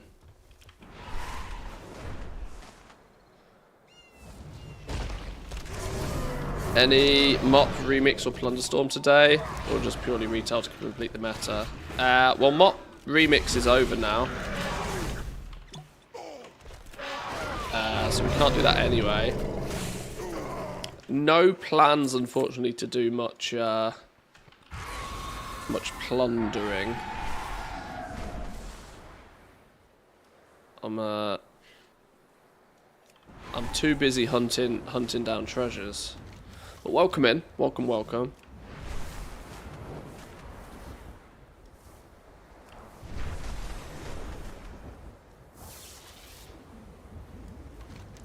This shard looks like it's running low. I've hoovered up everything, I think. I gave up on Plunderstorm, really hate it. Not even worth trying to get to Renown 40. I get that it wasn't people's thing. PvP is always going to have that approach, that feel for people. I tried my best to make sure I enjoy it, and I think I'm quite lucky the fact that I did enjoy it. That doesn't mean though that like I want to treat it like Fortnite, where I could play, you know, where you're playing it forever sort of thing. I think the amount of time that I needed to dedicate to Plunderstorms was enough, and I felt content, and I was happy with it. But at the same time, I'm happy to also say that I don't have much desire to do much more plundering. I had fun while I had fun, and now I'm doing something else, and that's kind of fine.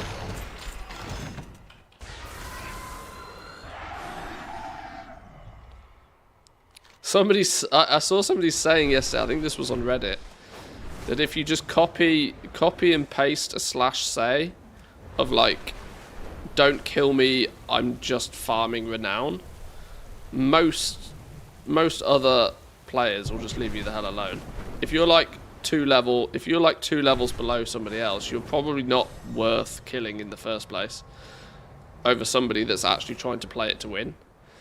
So if you like quickly paste in, don't kill me, I'm farming renown, you'll be surprised just how many people will just let you be. You'll obviously still get some people that will just kill you because they're like, oh, easy target, but you know, I think it's universally accepted that some people are just doing it for renown, and you'll get left alone. Or the alternative is to make a copy paste saying, I'm farming renown, please just kill me. And then so you can rinse and repeat. Either works, I suppose. How are you doing, Pack B? Welcome in. Good morning to you.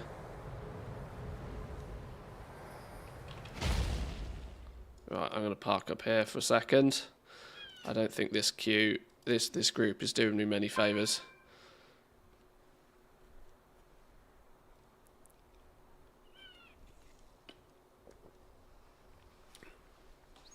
I wonder if doing the daily would be enough to reach 40. I mean, if you're level 13 now, probably not. You might need to do a touch more than that for sure, but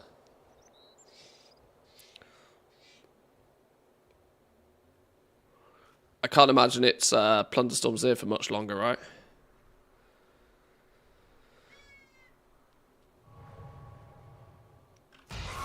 Was that somebody? Okay, there's clearly other people just like casually flying around trying to loot these as well.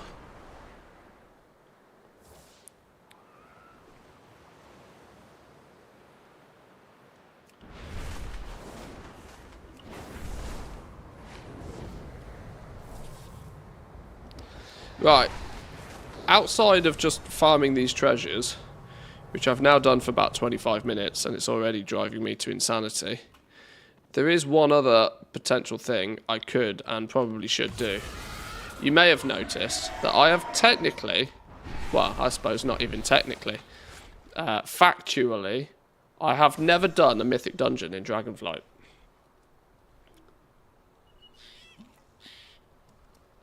Would you believe it? Mostly because I couldn't care to. But I do need to do them. So the alternative option, is there anybody that wants to run some Mythic Zeros just for lols? Obviously there'd have to be Mythic Zeros because half of them aren't in rotation. Maybe not a full world tour, but if somebody wants to come along and just like spank some... Didn't we do a Ruby Life Pools? I'm sure we did. Well, I must admit, I kind of think I did a I vaguely remember doing a Mythic Zero sweep at the beginning of the expansion, so I'm not entirely sure why this is a thing, but maybe I did that on another character, maybe I don't know. But there is another option if people want to go quickly run a few dungeons.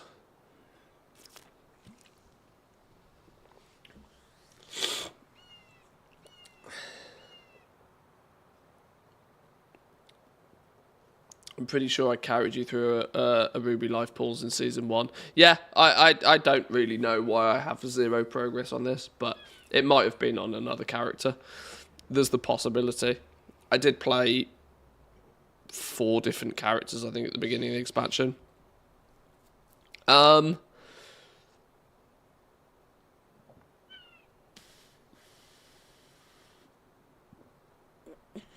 Maybe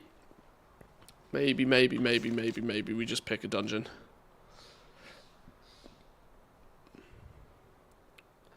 Oh, switching factions could have done it. Maybe. Did I do a faction change? When was I Alliance and when did I go Horde? Was that before? That could be it. I think I did the switch though before Dragonflight. I have no idea. 2 Mandar Mythic Zeros was doable.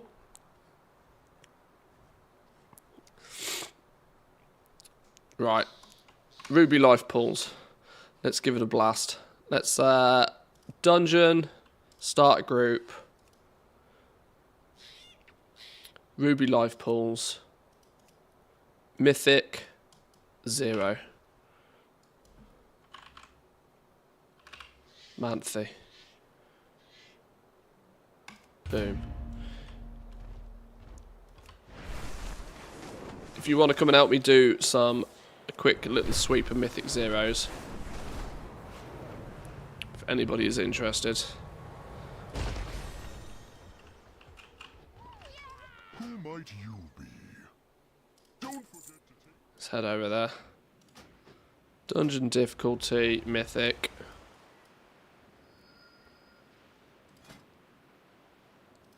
Tank. We've got ourselves a tank.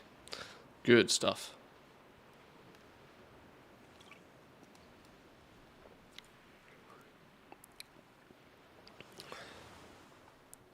I'm an A, sad day.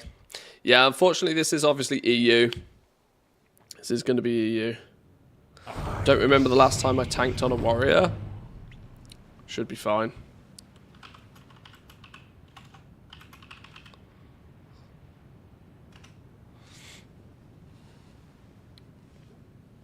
Hope that goes away one day.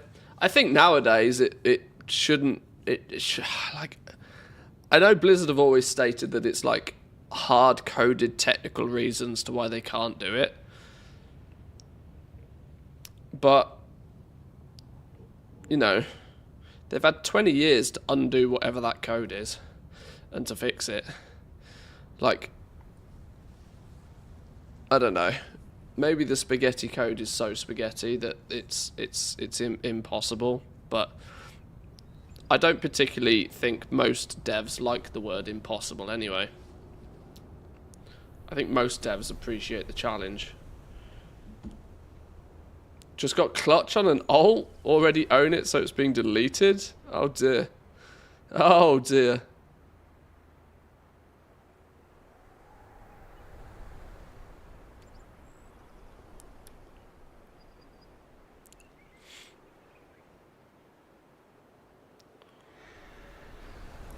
A healer would be probably not overly required, but helpful. If somebody's got a healer that wants to just quickly come run some easy brain mythic zeros.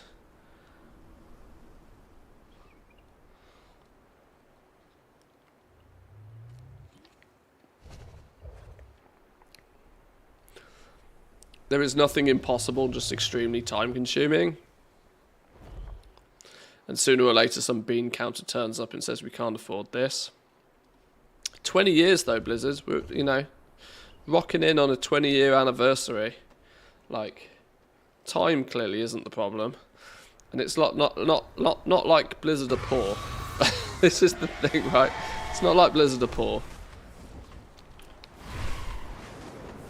But you're right, you know, it's all to budget and stuff, but this is why the longer stuff like this goes on, the less I am willing to humour that, oh, we can't do it because of technical reasons. Well, just fix whatever those technical reasons are. You've had 20 years to solve the problem. The rest of the gaming industry has figured out how to have, you know,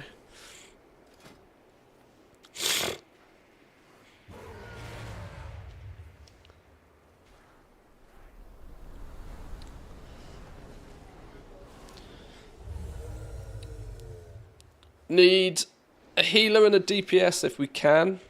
Any healers? Any DPS that want to quickly come and do a Ruby Life Pools dungeon? It's literally a Zerg fiesta because I imagine we're all going to be way over geared for it anyway. I don't even know what the item level is of a Mythic Zero dungeon at the moment or anymore. It changes every season.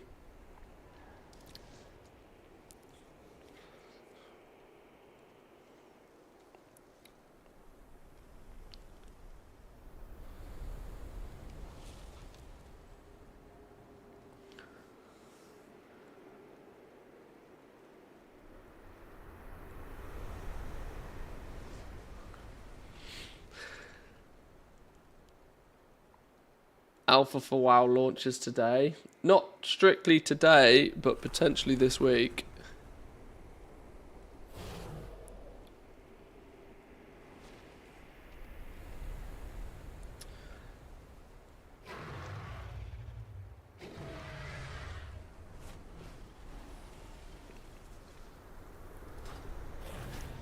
I mean, what is people's item levels? A tank might need a few heals.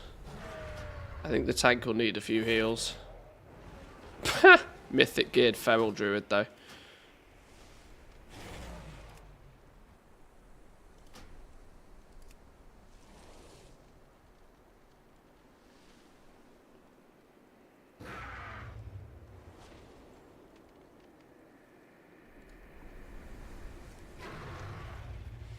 Oh no, and our tank has just been whipped.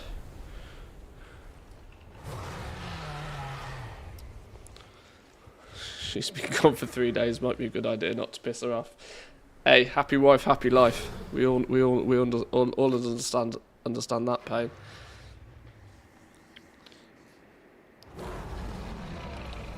Death Knight and Druid tanks are invincible.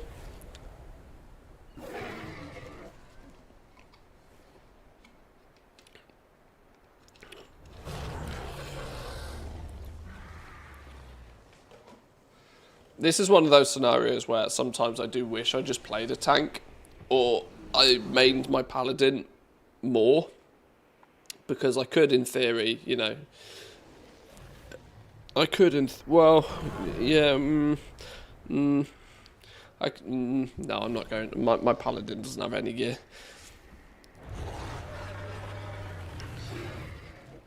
Let's edit this real quick.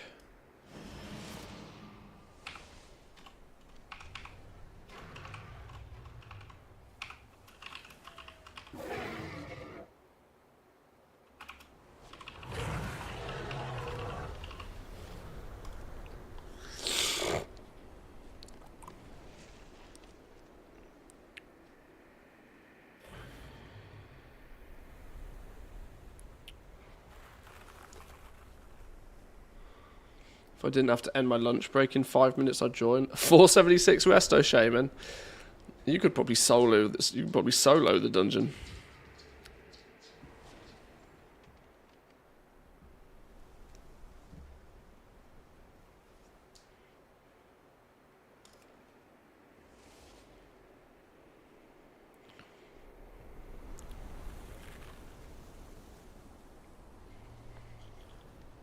Alright. Just a healer. Just a healer to go.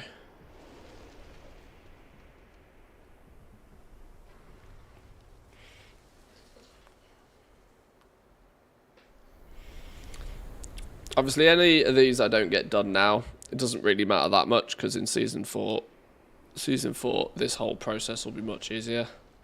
Much more straightforward.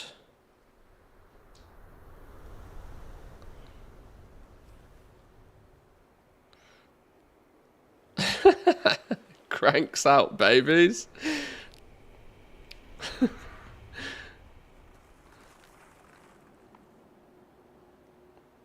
Haven't played retail since BFA, so I doubt my tank could handle it. Yeah, it might be a little under leveled if you haven't played since BFA. Just a touch.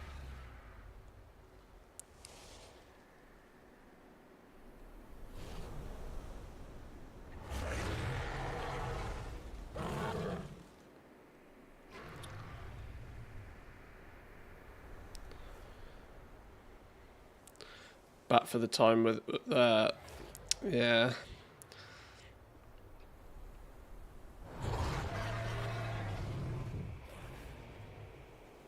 I mean, we could just stroll in anyway.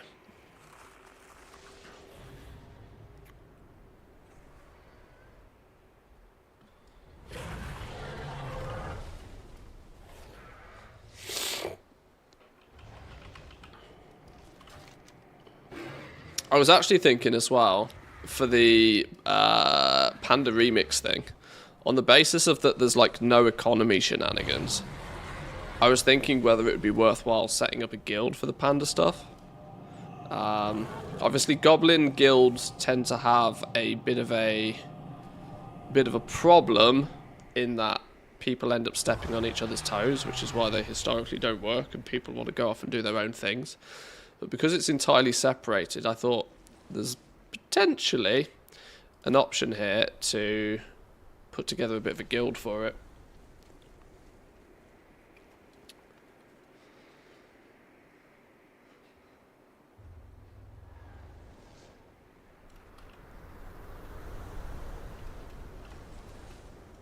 Go on, anybody that's just killing time with a healer that's got more than... Here we go, here we go. 435 healer, that'll do us nicely. Beautiful, beautiful.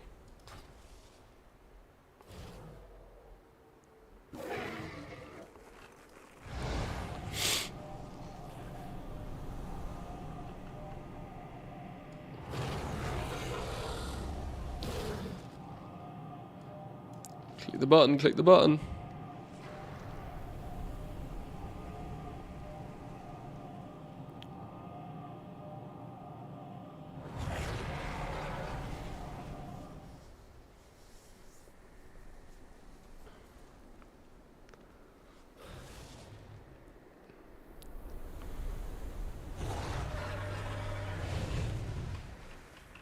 Right, we should be good. Should be good. Right, world first Mythic 0.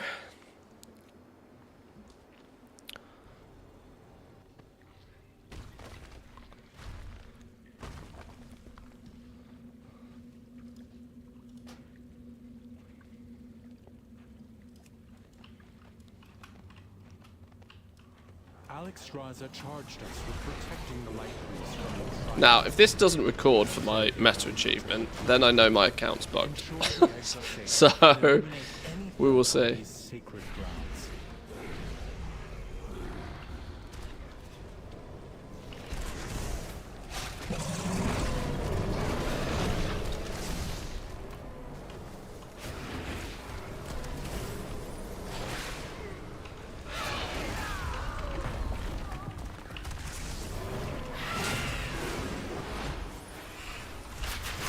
I'm going to do hunter things, I'm sorry.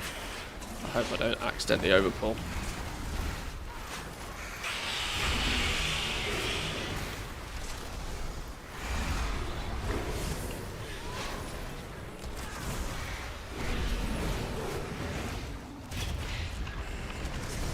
If only you could have understood the righteousness of Earth, I will not allow you to disturb Melanchusa's work.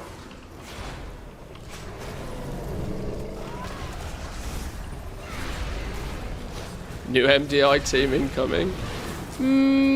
Maybe not. But this is a little bit of practice for Season 4 at least. I have already stated that come Season 4 I will certainly attempt to do a few more dungeons here, there and everywhere.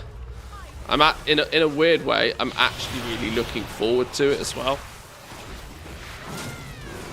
Kind of looking forward to being able to run some dungeons without the stress of timers and a weekly sweep of Mythic 0 dungeons in Season 4. I can get behind that, you know. And due to the fact that Mythic 0 gear rewards will be more valuable, it might even be something that intrigues more Good people. work, champion. That's the hope, Now at that least. you have secured the pools below, I require Give me your a aid Drake. above. Give me a Drake.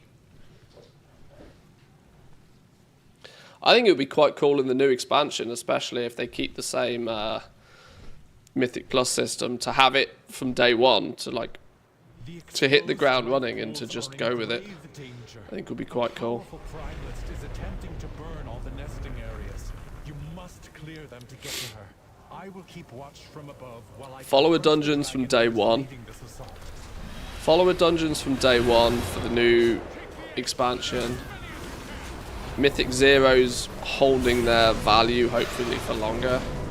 I think it'll be quite fun times to actually run some dungeons, you know, once again, which has been sorely missed, because my opinion is ever since Mythic Plus turned up, I've practically never done a dungeon.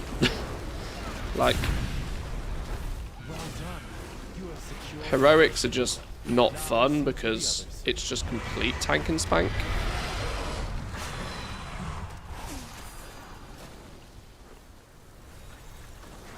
Follow dungeons are a good idea, but they're kind of slow. I was playing on a 62-ish hunter, I think. And yes, they were slow. There's no denying they're slow. But I would also like to point out that, at least in my opinion, the concept of the follower dungeons is to promote learning the dungeon. So arguably slow isn't that problematic for that purpose. There's plenty of time ahead of you to go faster, right? There's lots of opportunity to go zug in the future. Follower dungeons should be the first stepping stone in your progression. You know, you do a couple of follower dungeons by yourself to figure out the lay of the land and what bosses do, what the boss looks like and what his mechanic looks like. So then when you get into groups with others and you're doing more difficult content, you're already somewhat familiar with the basics.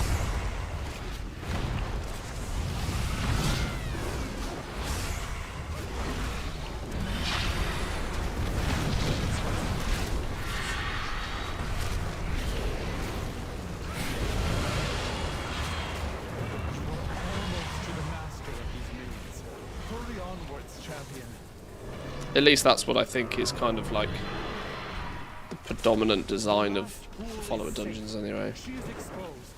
Attack them, Primalist, before she can summon reinforcements. Looking for a hunter's point of view, just started playing once again after years of downtime. Best hunter's pets to look at getting for a BM at level 62 plus. It doesn't really matter. I think if you're going to be doing it, if you're going to be doing Mythic Plus though, you're going to want a pet that has Bloodlust, which I am ironically not using here.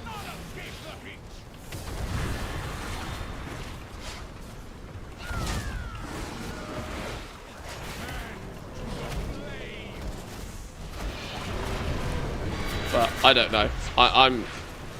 You might get that hunter's point of view, but not from me, unfortunately.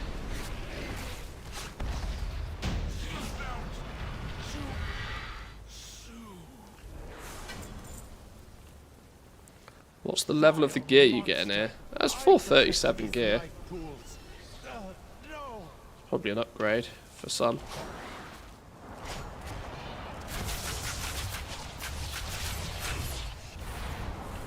Oh, out of range, missed.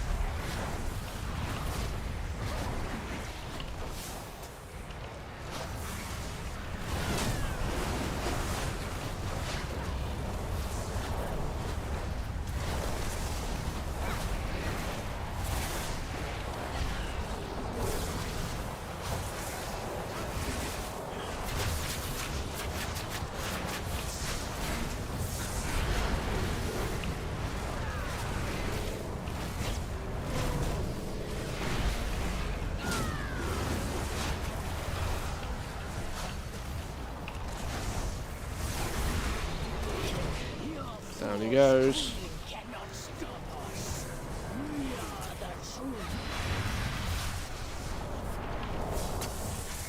Smooth as butter, this, boys and girls.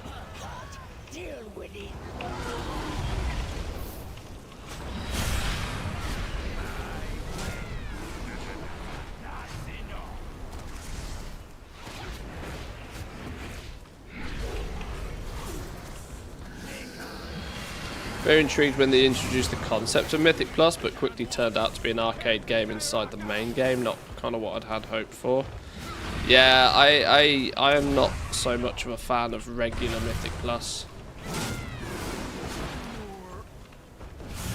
And like I said, coincidentally, ever since Mythic Plus became a thing, I have practically never really done dungeons ever since, outside of a very short period of time at the beginning of the expansion. Thank you, champion. The life pools are safe for the moment, but the primalists are still a threat. We must be vigilant, lest we be caught off guard again. Cool. That worked well, and I can actually now confirm that my account is not completely broken. It's not completely broken, so maybe we can do a few more of these if people are chilling. Put together a few noob-friendly groups just for the meta achievement. Algathar Academy, where the flippin' hell is this?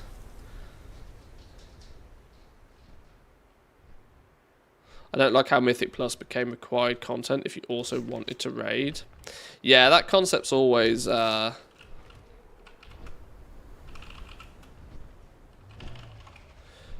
that concept's always kind of divisive, because some people like to do just the thing they want to do and to be able to progress through it. Then again, there's also that argument that, well, it is all one game, the expectation for you to go and do a few bits of this so that you can do better at that is kind of embedded. But yeah. We serve life. Mixed emotions on that one.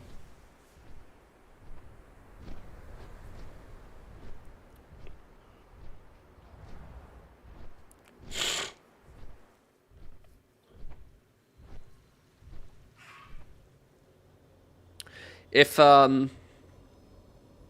it's PvE content, I sort of see it as more acceptable. But it's back in the day when grinding, I mean, I guess to a degree there's still some of this maybe, but grinding PvP such as to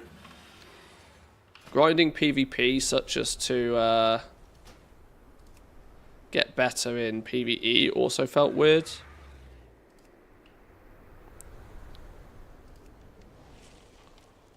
I wonder actually.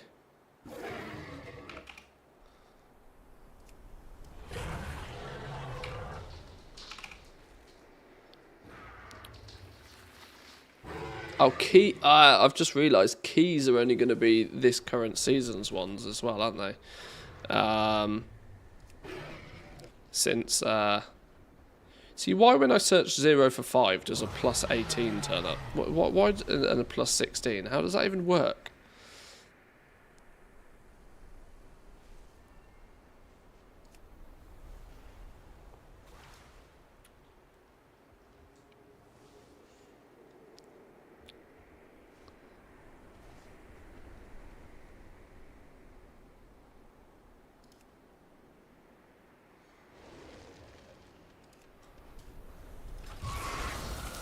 Right, I think I'll do Neltharius next, just because it's next to me.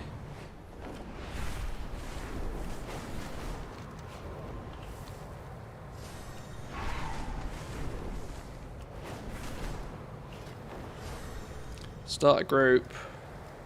Neltharius, where's it gone? Mythic. Plus 0 for meta. Noobs. Welcome.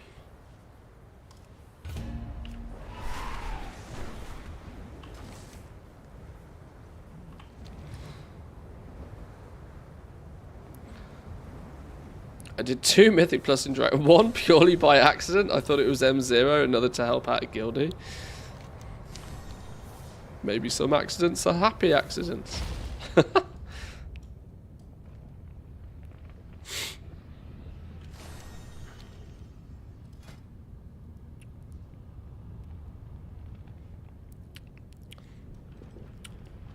Right, I'm going to take a quick bathroom break whilst people queue up. Back in a second.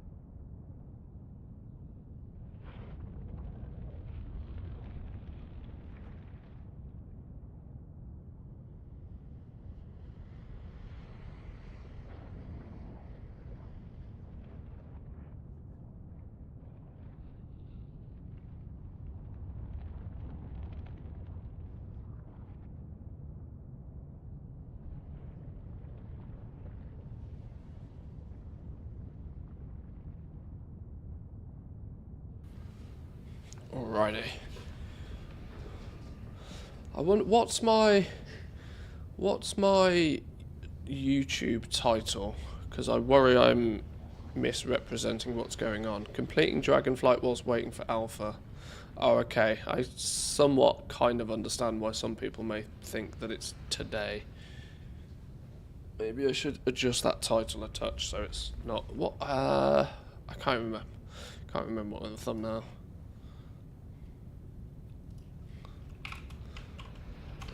Launch.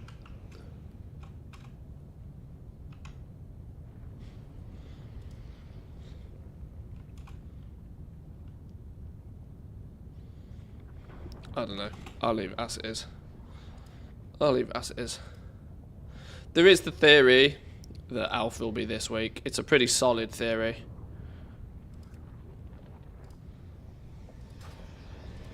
It's a pretty solid theory. It's based on some factual science, which is Blizzard have kind of said it's going to. Kind of said in terms of the fact that the timeline says it's going to launch before Season 4, and Season 4's next week, so it's going to be this week.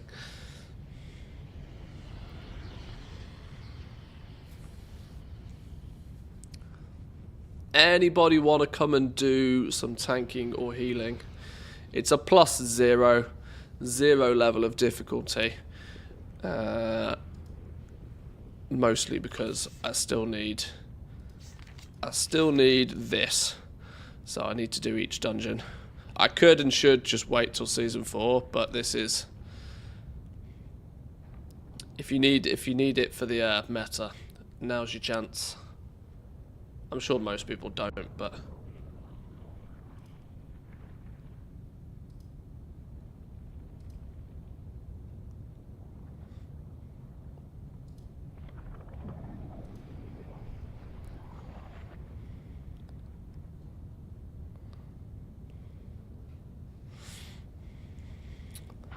follower dungeons in game now. That'd be cool for me returning so I can learn the dungeons.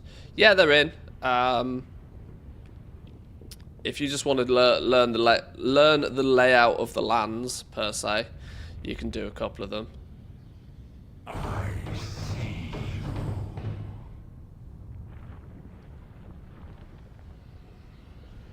Tank and a DPS. If we can get a tank and a DPS, we can rock and roll for Neltharius.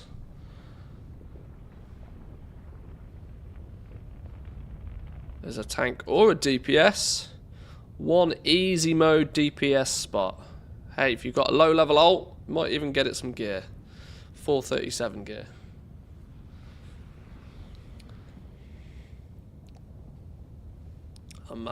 We might not be selling 486s here, but something's better than nothing.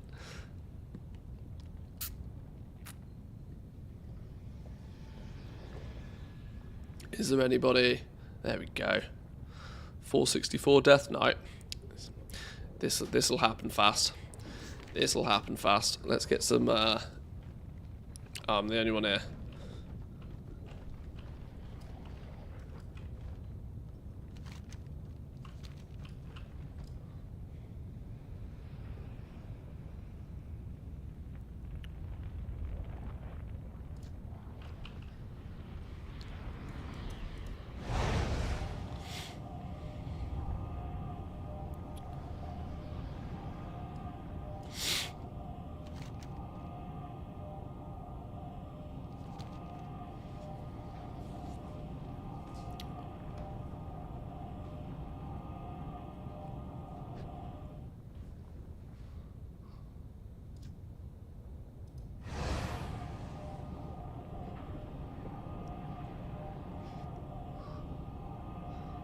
More gobble sausage for Alpha. Just noticed. Burst out. You're the first person to say anything about that.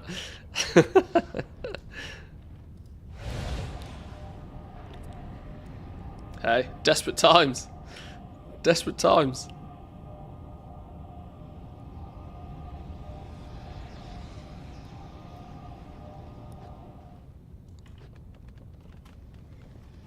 Like I said, I'm going to have to start doing some shameless stuff if we want to get this alpha access. Bit of shamelessness never goes amiss.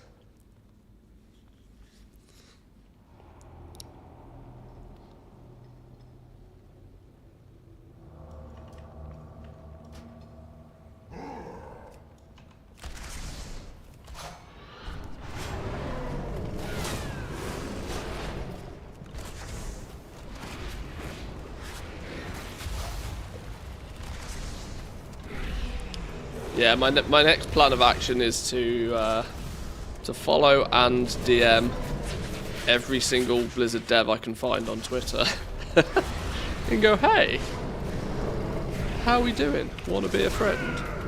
Want to be friends?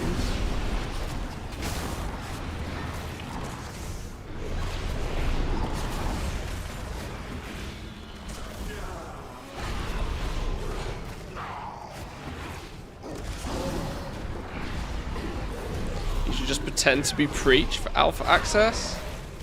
Yeah, but he's got a better hairline than me nowadays. It's not going to work. I didn't have to buy mine, though.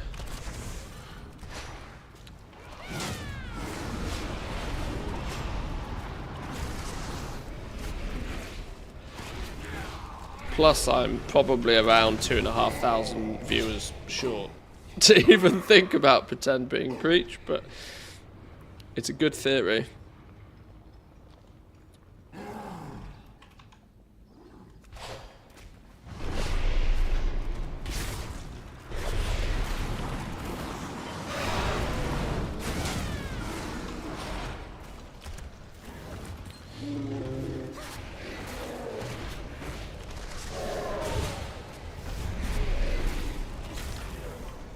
Start saving for that comb over.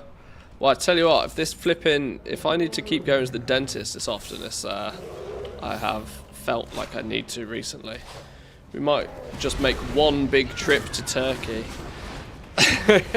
Facelift, tummy tuck, hairline replacement, teeth done.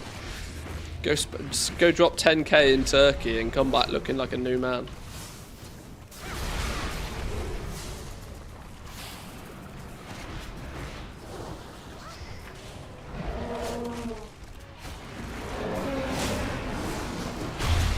Tend to be Towley given that he's away. Yeah, sus, isn't it, really?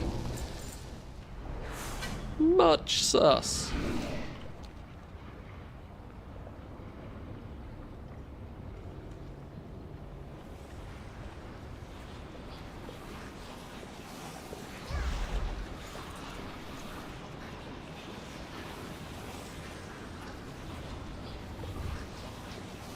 Oh shit, where's my pets gone? Did they take the scenic route? Let's hope they didn't take the scenic route. Let's hope this isn't a Nomagan situation all over again.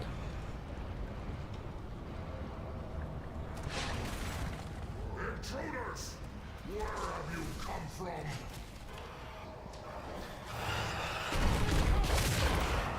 Now Thowers belongs to the Yeah, you wouldn't get this in a follower dungeon.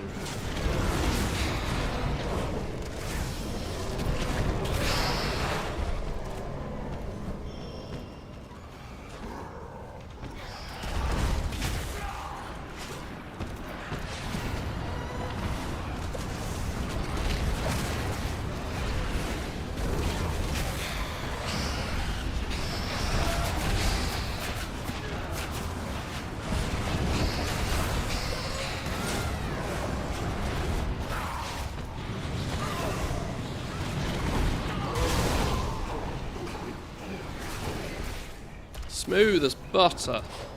Love this.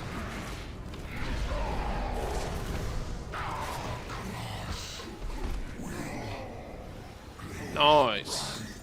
Nice.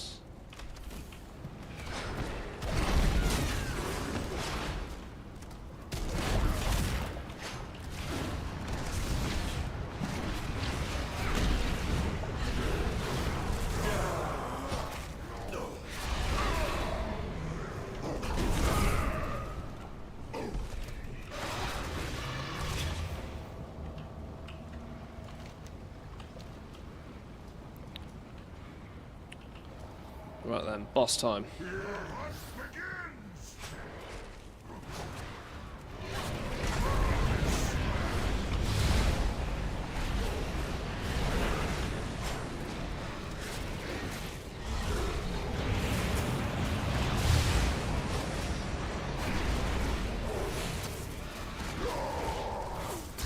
Oh, he's nuked.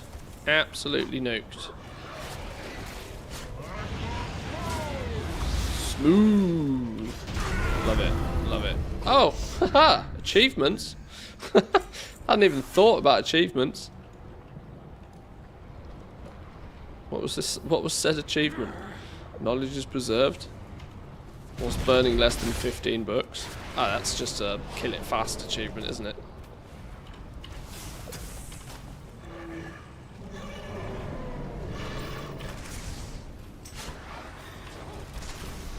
I absolutely don't need anything. If people want the gear, they can absolutely have the gear.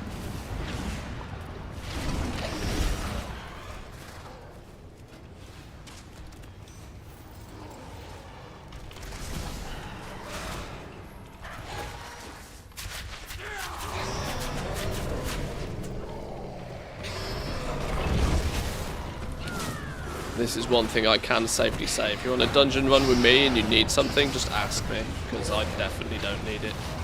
Even if I do need it, I don't need it.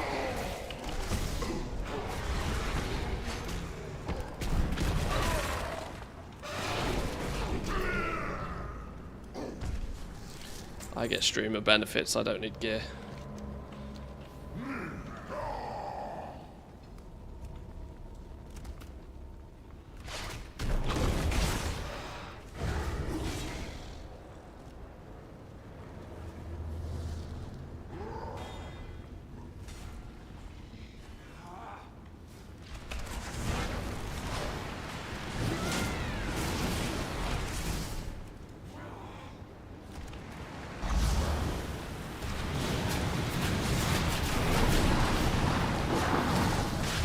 It's also hella risky using flipping barrage in a dungeon, but it's so juicy. Can't help myself.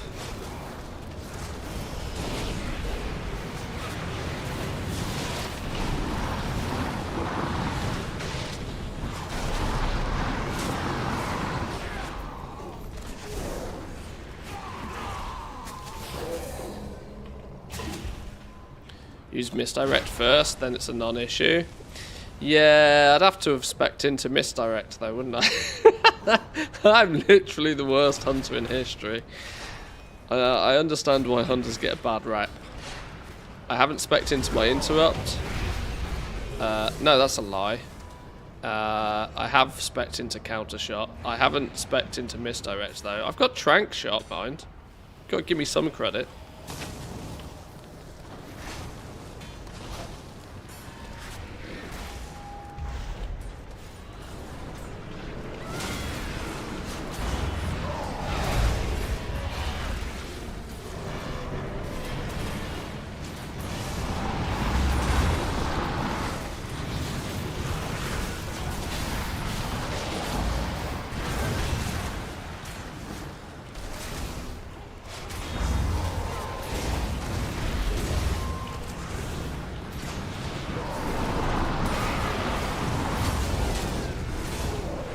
Oh no, we had a death.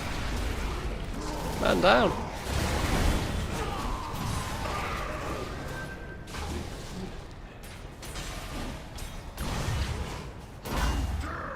Interrupt my work.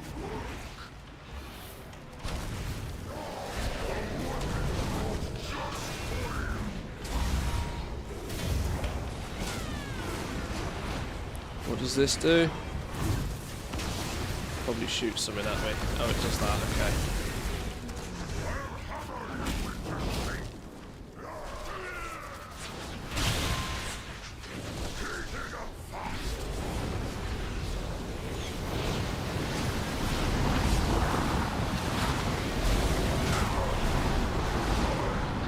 Ready for raiding? Oh, I don't know, game.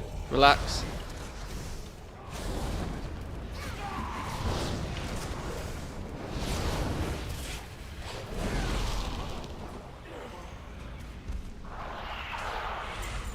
Anybody with blacksmithing?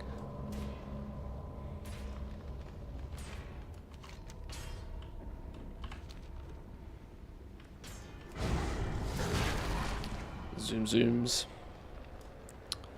Zoom zooms. Right, 3 down, 1 to go. Yeah, if you try to do this dungeon, if you try to do a follower dungeon in here, you're looking at like 45 minutes for the run. The follower dungeons are unfortunately quite slow. That said, you can, if you are playing tank, obviously you pull as much as you want, but I can't imagine most tanks are doing follower dungeons. Which is weird, because it feels like follower dungeons would actually be a good, on the drawing board at least, a good place to learn how to tank, I suppose, possibly, maybe. Pocket healer that hopefully might not be terrible.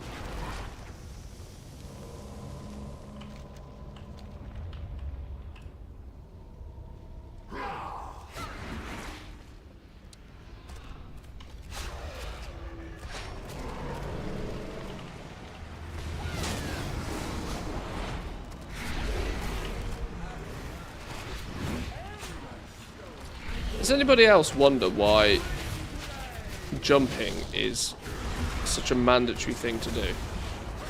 Is it because your thumb has got nothing else to do? So you're like, well, I might as well hit the spacebar. Do you reckon that's why? That is that is making the assumption that I'm not the only one that hops around like a crazy person. Try playing a caster. Well, yeah, that's true. I can only get away with it because I'm playing a hunter. Any other class, it does start to become a bit of a problem. To tease a mage, yeah.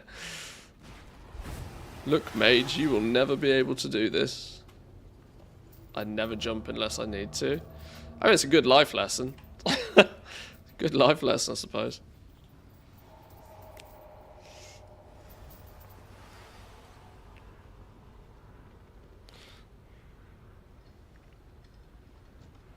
Stay your hand, or taste the flame. Royal. Have some trinkets.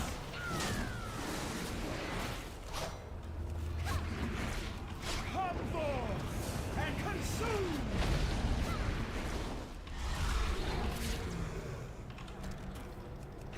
Roast in flame. Dead. In record time.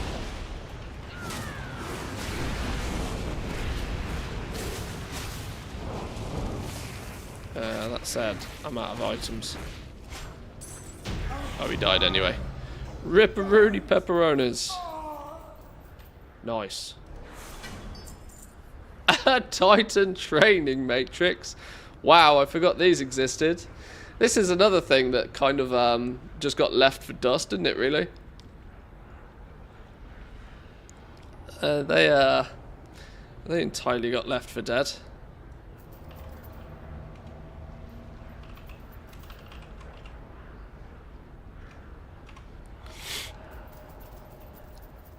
Isn't there a dude we can talk to around here somewhere to get back?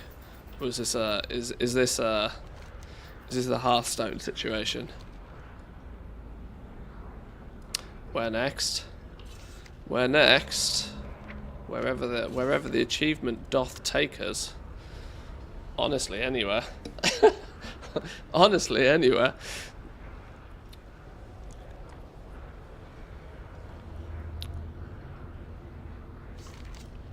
Should we just look on the map and pick one? Well, we've done Waking Shores, right? How about we go Knockhood Offensive? Knockhood Offensive.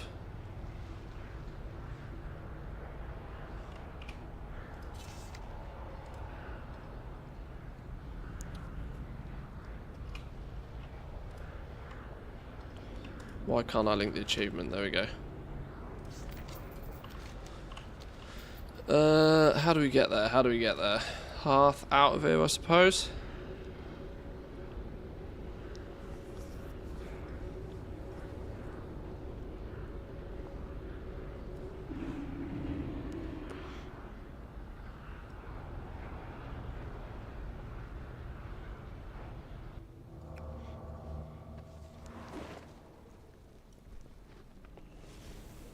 Ooh, negative frame rate, and we're good. We're back to life.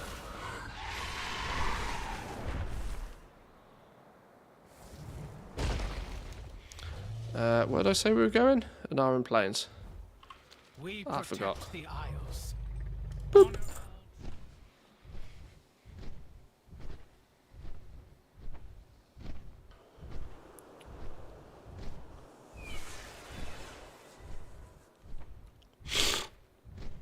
What's an Alag Windstone fragment? Return to the camp whenever they happen to be not available whilst the clan is moving. I don't know what that is. I've got one on my mage though somehow.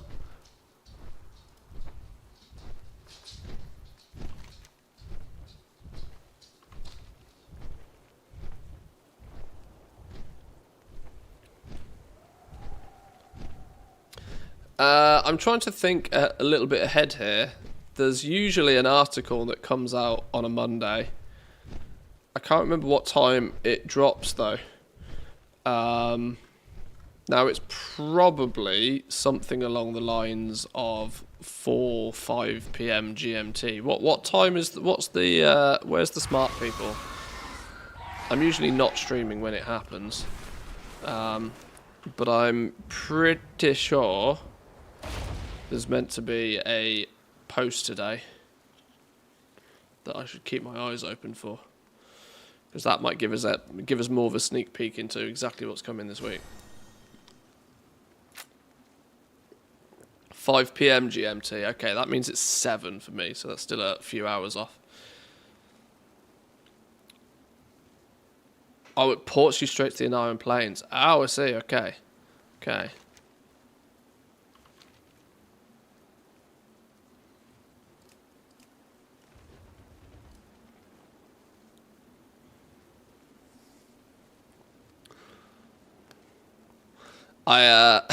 I'm honestly lurking in Mr. GM's chat most of the time when that goes live, because he tries to stream at that time on a Monday. In fact, he's probably live now, isn't he?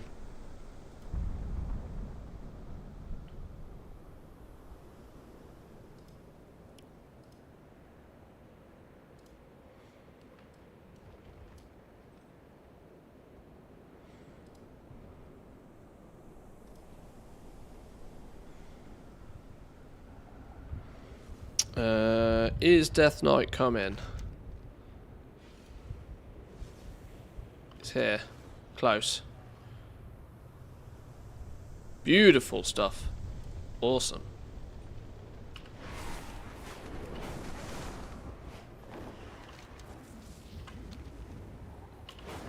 I can spare no hunters for the Kanamatra now. The proto-dragon Granith was nearly in our grasp when Balakar's warrior...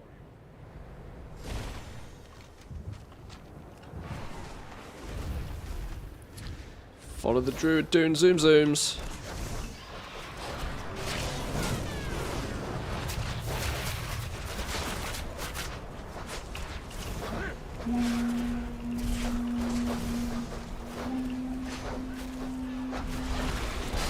Oh, ouch.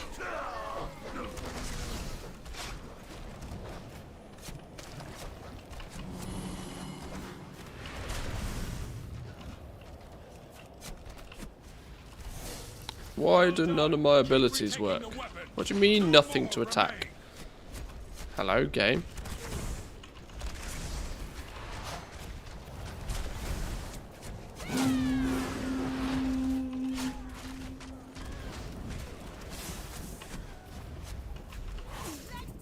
Boom.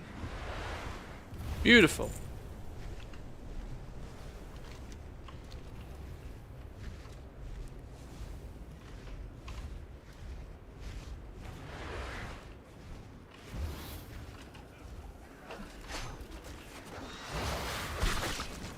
Where's me flipping pets gone? Why can I not... Where's my pets gone?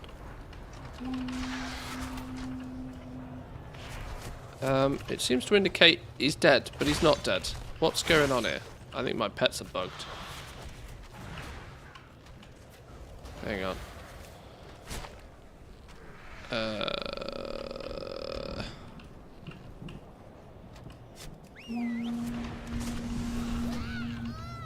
Ouch. Oops. I have lost the title, Manthe the World Breaker? What do you mean I've lost the title?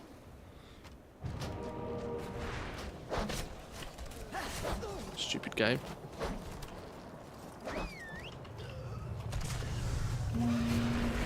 Okay, I did actually negative DPS there. I'm really sorry.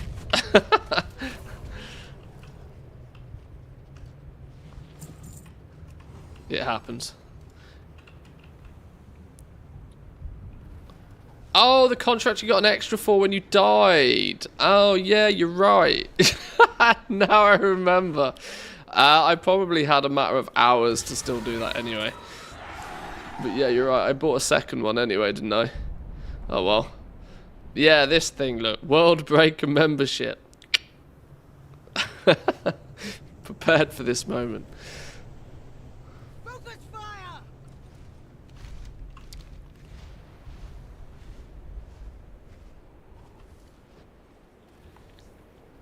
Oh no, healer down. Healer down. Are we just YOLOing anyway?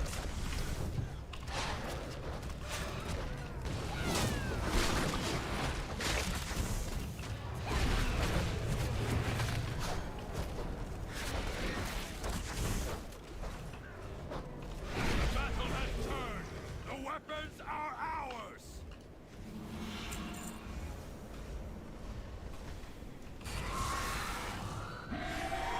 Worthless. I will dispose of the outsiders myself.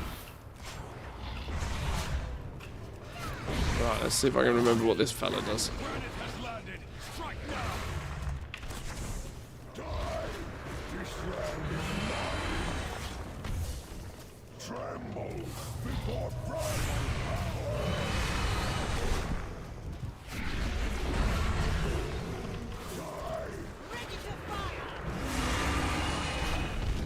Shard of Stone sounds like one of those things I should stay out the way of. Phew! Dead. That also works. Ossified hide. GG on your leatherworking knowledge. Probably not what I was expecting. You're supposed to interrupt it with the harpoon launcher things. Oh, oops. Maybe next time. Maybe next time.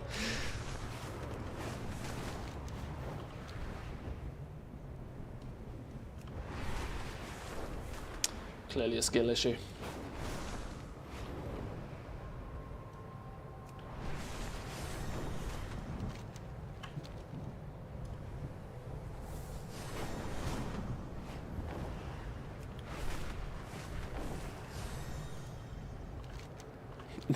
Next time, sure. Hey, why do I sense a level of sarcasm in the chat right now?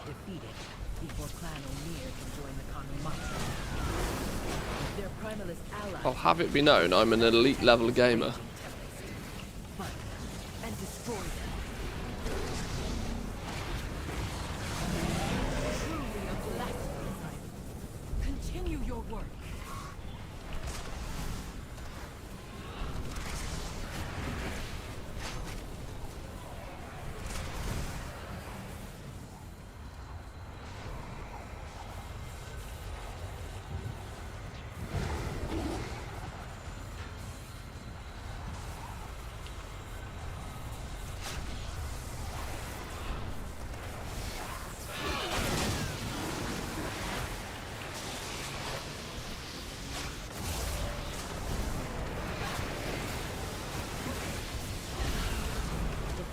It is kind of embarrassing a little bit how much I have to concentrate to do these, to be honest. I've actually already noticed myself that we've been doing these and like I'm forgetting that I'm streaming. Like, there's part of me that's just like actually concentrating. Why do you think I did goal making for so long? Allows me to multitask. I can scroll a mouse wheel and talk at the same time. That's about my limitations. As soon as we get to something where I actually need to press buttons in an order and pay attention to what's going on, my mouth seems to stop working. Although some would argue some peace and quiet around here is actually a luxury.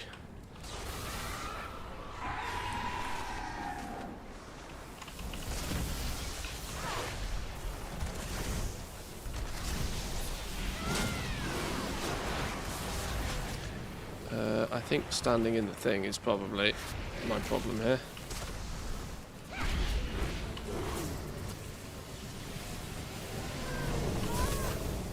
The final totem crumbles. Now take down the avatar of the storm. Ginny putting in a shift. Much appreciated. If you will play the best utility class in the game, it will happen though.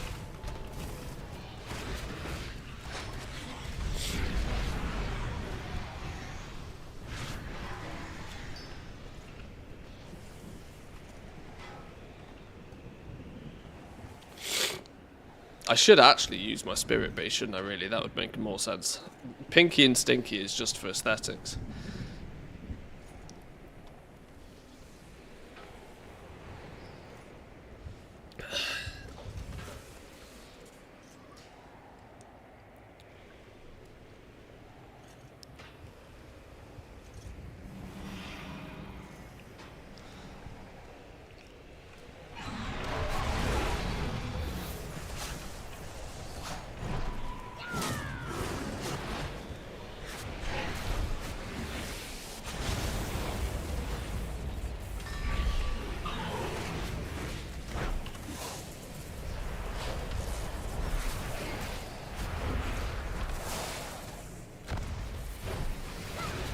Right, what do these balls do?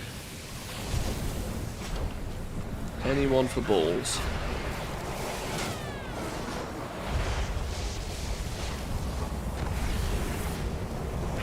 Okay, that slowly hurts. Oh, let me guess, it's one of those, if the balls hit him, it does an AoE. Is that what we're saying? If the balls hit him, he does an AoE. That's probably the case, isn't it? Balls equals Blackwood nut sample?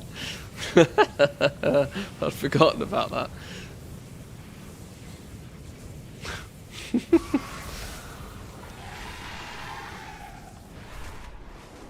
Oh, you also collect them for a damage buff? Oh, do you really? Okay.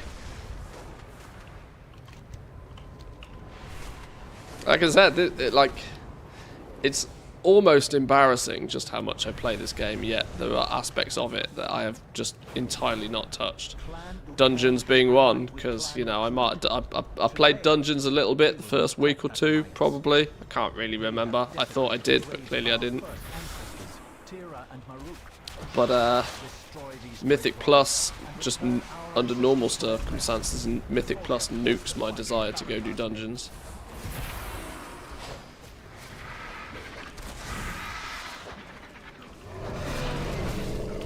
But I like the challenge, I like figuring this sort of stuff out. And once you know it, you know it.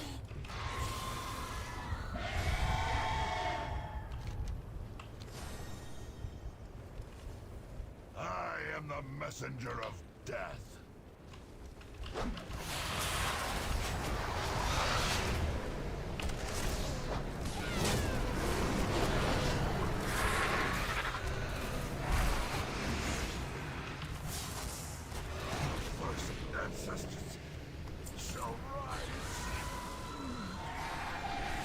Which way have we gone? We've gone this way.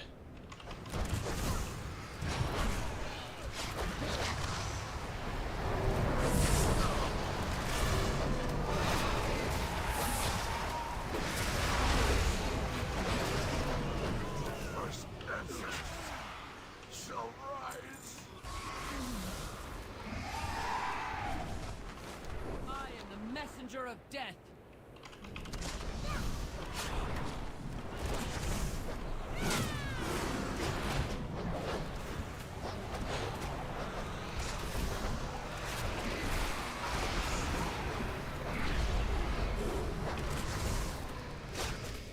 The first ancestors shall rise. Boom.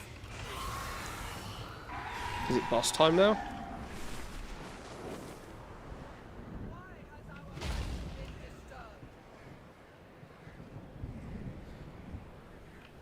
Oh, we lost the Death Knight. Oh Lord, we lost the randoms.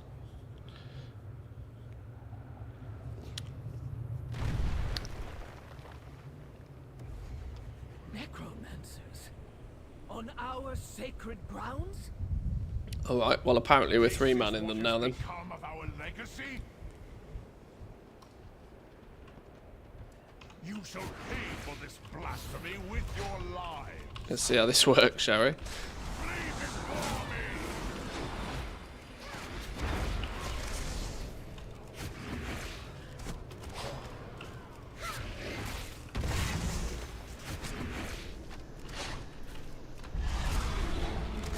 Wind guides my arrogance.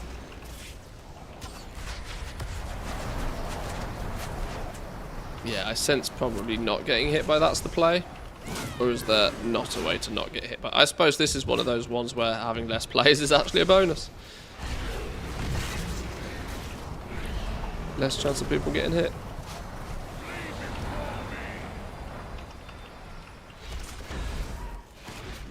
Away from him.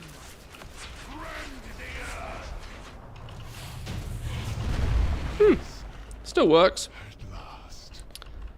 Protect my children. Nice. Nice, nice, nice. Last dude then. Last dude. 3 people dungeons. A mythic 0. A mythic 0. I'm harvesting streamer privileges to get the meta done. Especially since half the dungeons aren't in rotation right now. The only option is mythic 0.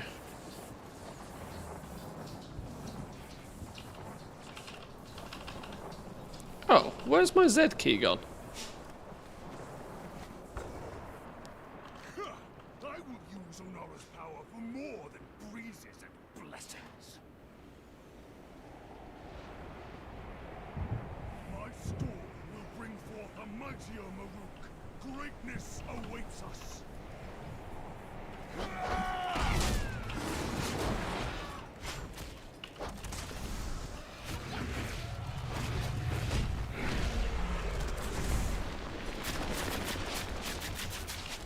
Oh no, I pulled the boss. That was actually entirely my fault. Oops. Well, what a way to make things more challenging than needs to be. Sorry.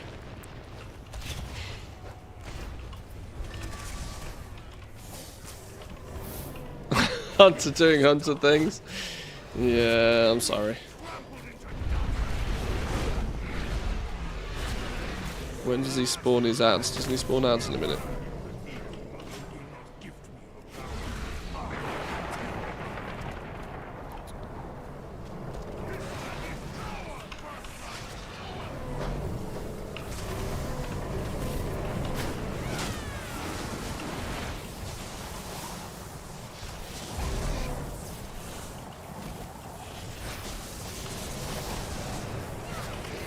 Don't stand on the thing.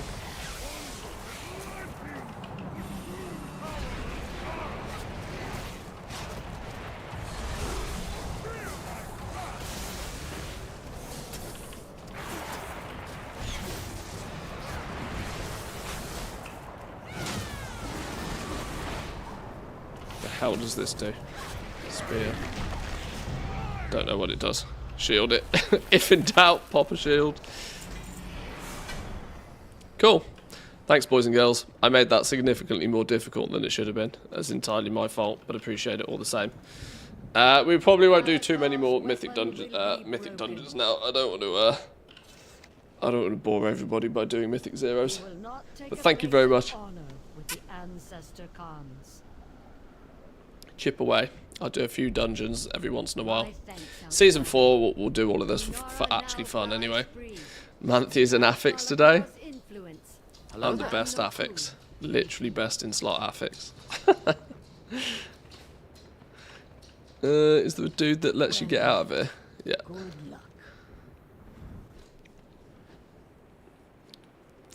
But I appreciate that, boys and girls. Thank you, thank you.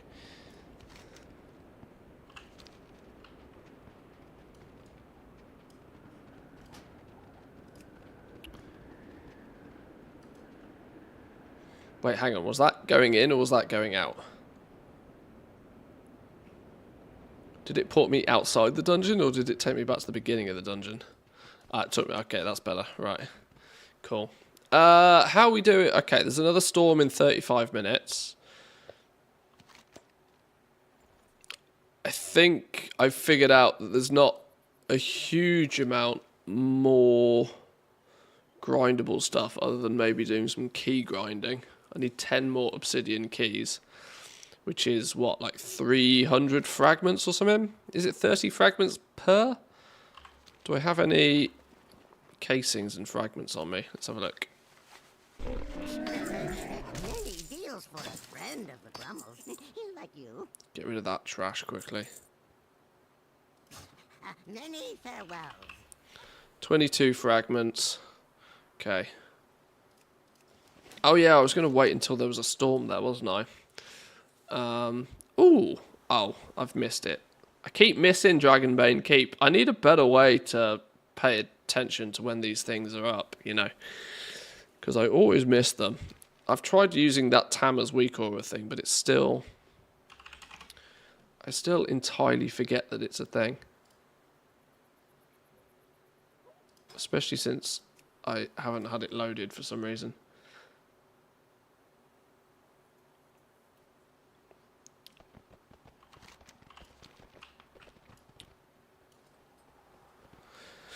There's a better one than Tamers. Haldu DF Helper. What's this? Let's have a look at this.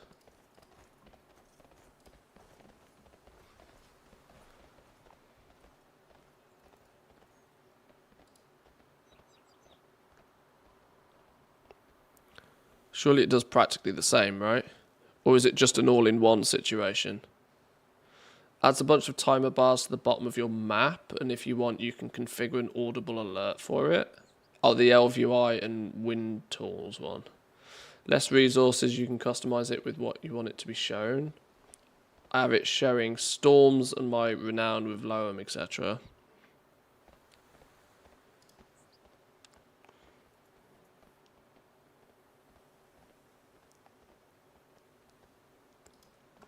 No harm in giving it a go.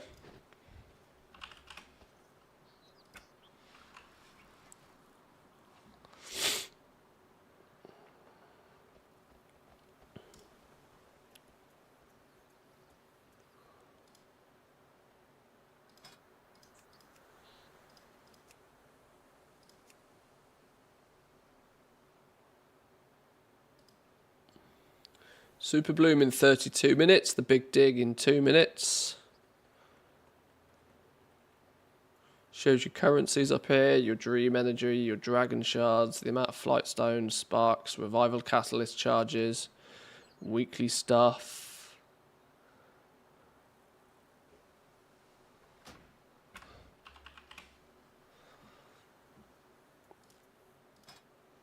Oh, okay.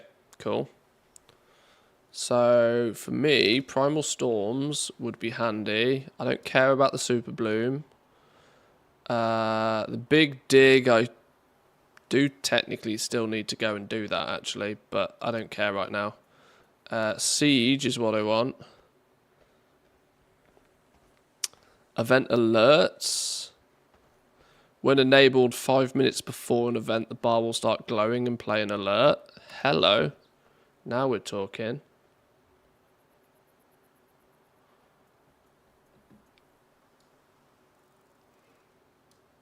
Timer offset.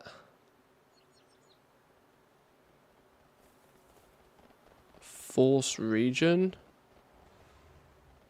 Do not enable unless you know what you're doing. Okay, I'll leave it the fuck alone then. That's usually an indication to leave it alone. Do not touch. I don't care about Dream Warden stuff. I suppose I can basically then not show the faction stuff. Do I need it to display Great Vault stuff? Not really.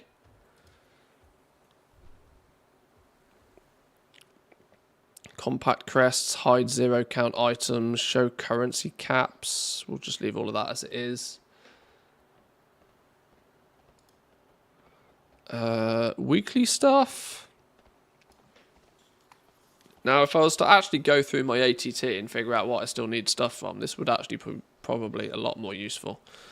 First Siege of the Week is probably one I definitely want.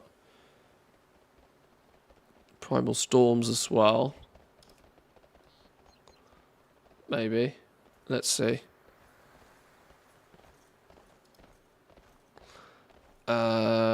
Profession stuff? Probably not on this character. Checking whether I've picked up my Artisan's Metals handy. Everything else I don't care. Because we've done all of that.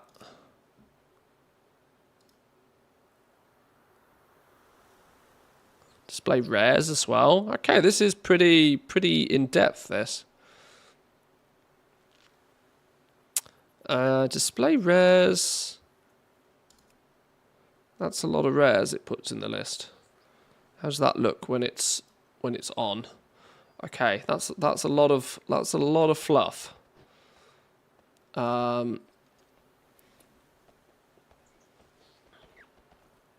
I tend to only like lots of fluff on my screen if it's actually useful. I don't think the rares are particularly useful, are they?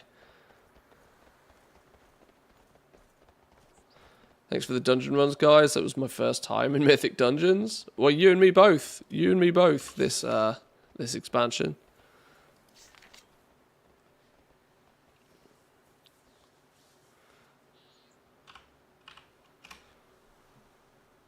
Yeah, I don't need the keystone stuff. Worthy ally, Oros star. I don't know what that is.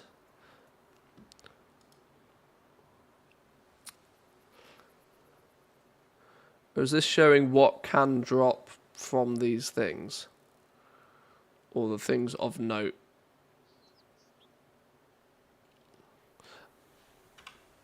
Okay. I tend to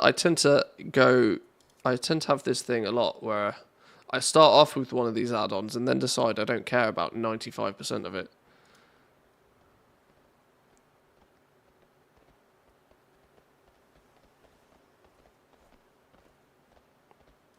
But either way, kind of handy to have.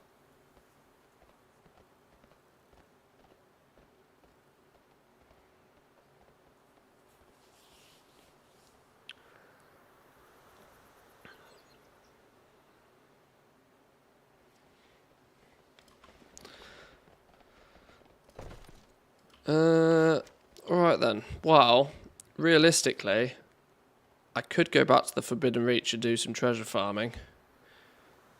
But I'm going to be brutally honest with you, boys and girls. I know I started the stream a bit late today, but I'm going to take it a touch easy today, I think, on the premise of that Alpha could be right round the corner. And if Alpha's right round the corner, that could end up making the latter half of this week very busy.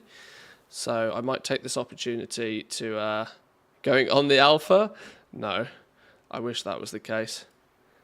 I do wish that was the case. I will check my inbox on a regular basis, though. Yeah, boys and girls, I might leave it here for today. I'm going to go get me some food. Thank you all for joining. We'll be back again tomorrow. Hopefully, in a couple of hours' time, we'll get the This Week in WoW post, which, if Alpha is this week, I would kind of hope that they would actually, you know, tell everybody. If they tell everybody that it's a thing, people can sort of plan ahead for it. You can, of course, I would probably suggest... I've raided Mr. GM a few times in the last few days. I don't want to raid him every single day. I think I will let you guys go off to whoever you so wish. Mr. GM is online, and he'll probably be a good place to hang out if you're wanting to see what happens live when we get the post later. But I'm off for now. Thank you very much for joining. For those of you that helped out with the achievements and stuff today, thank you. We'll be back again tomorrow. Enjoy the rest of your day. Have a good one. Peace.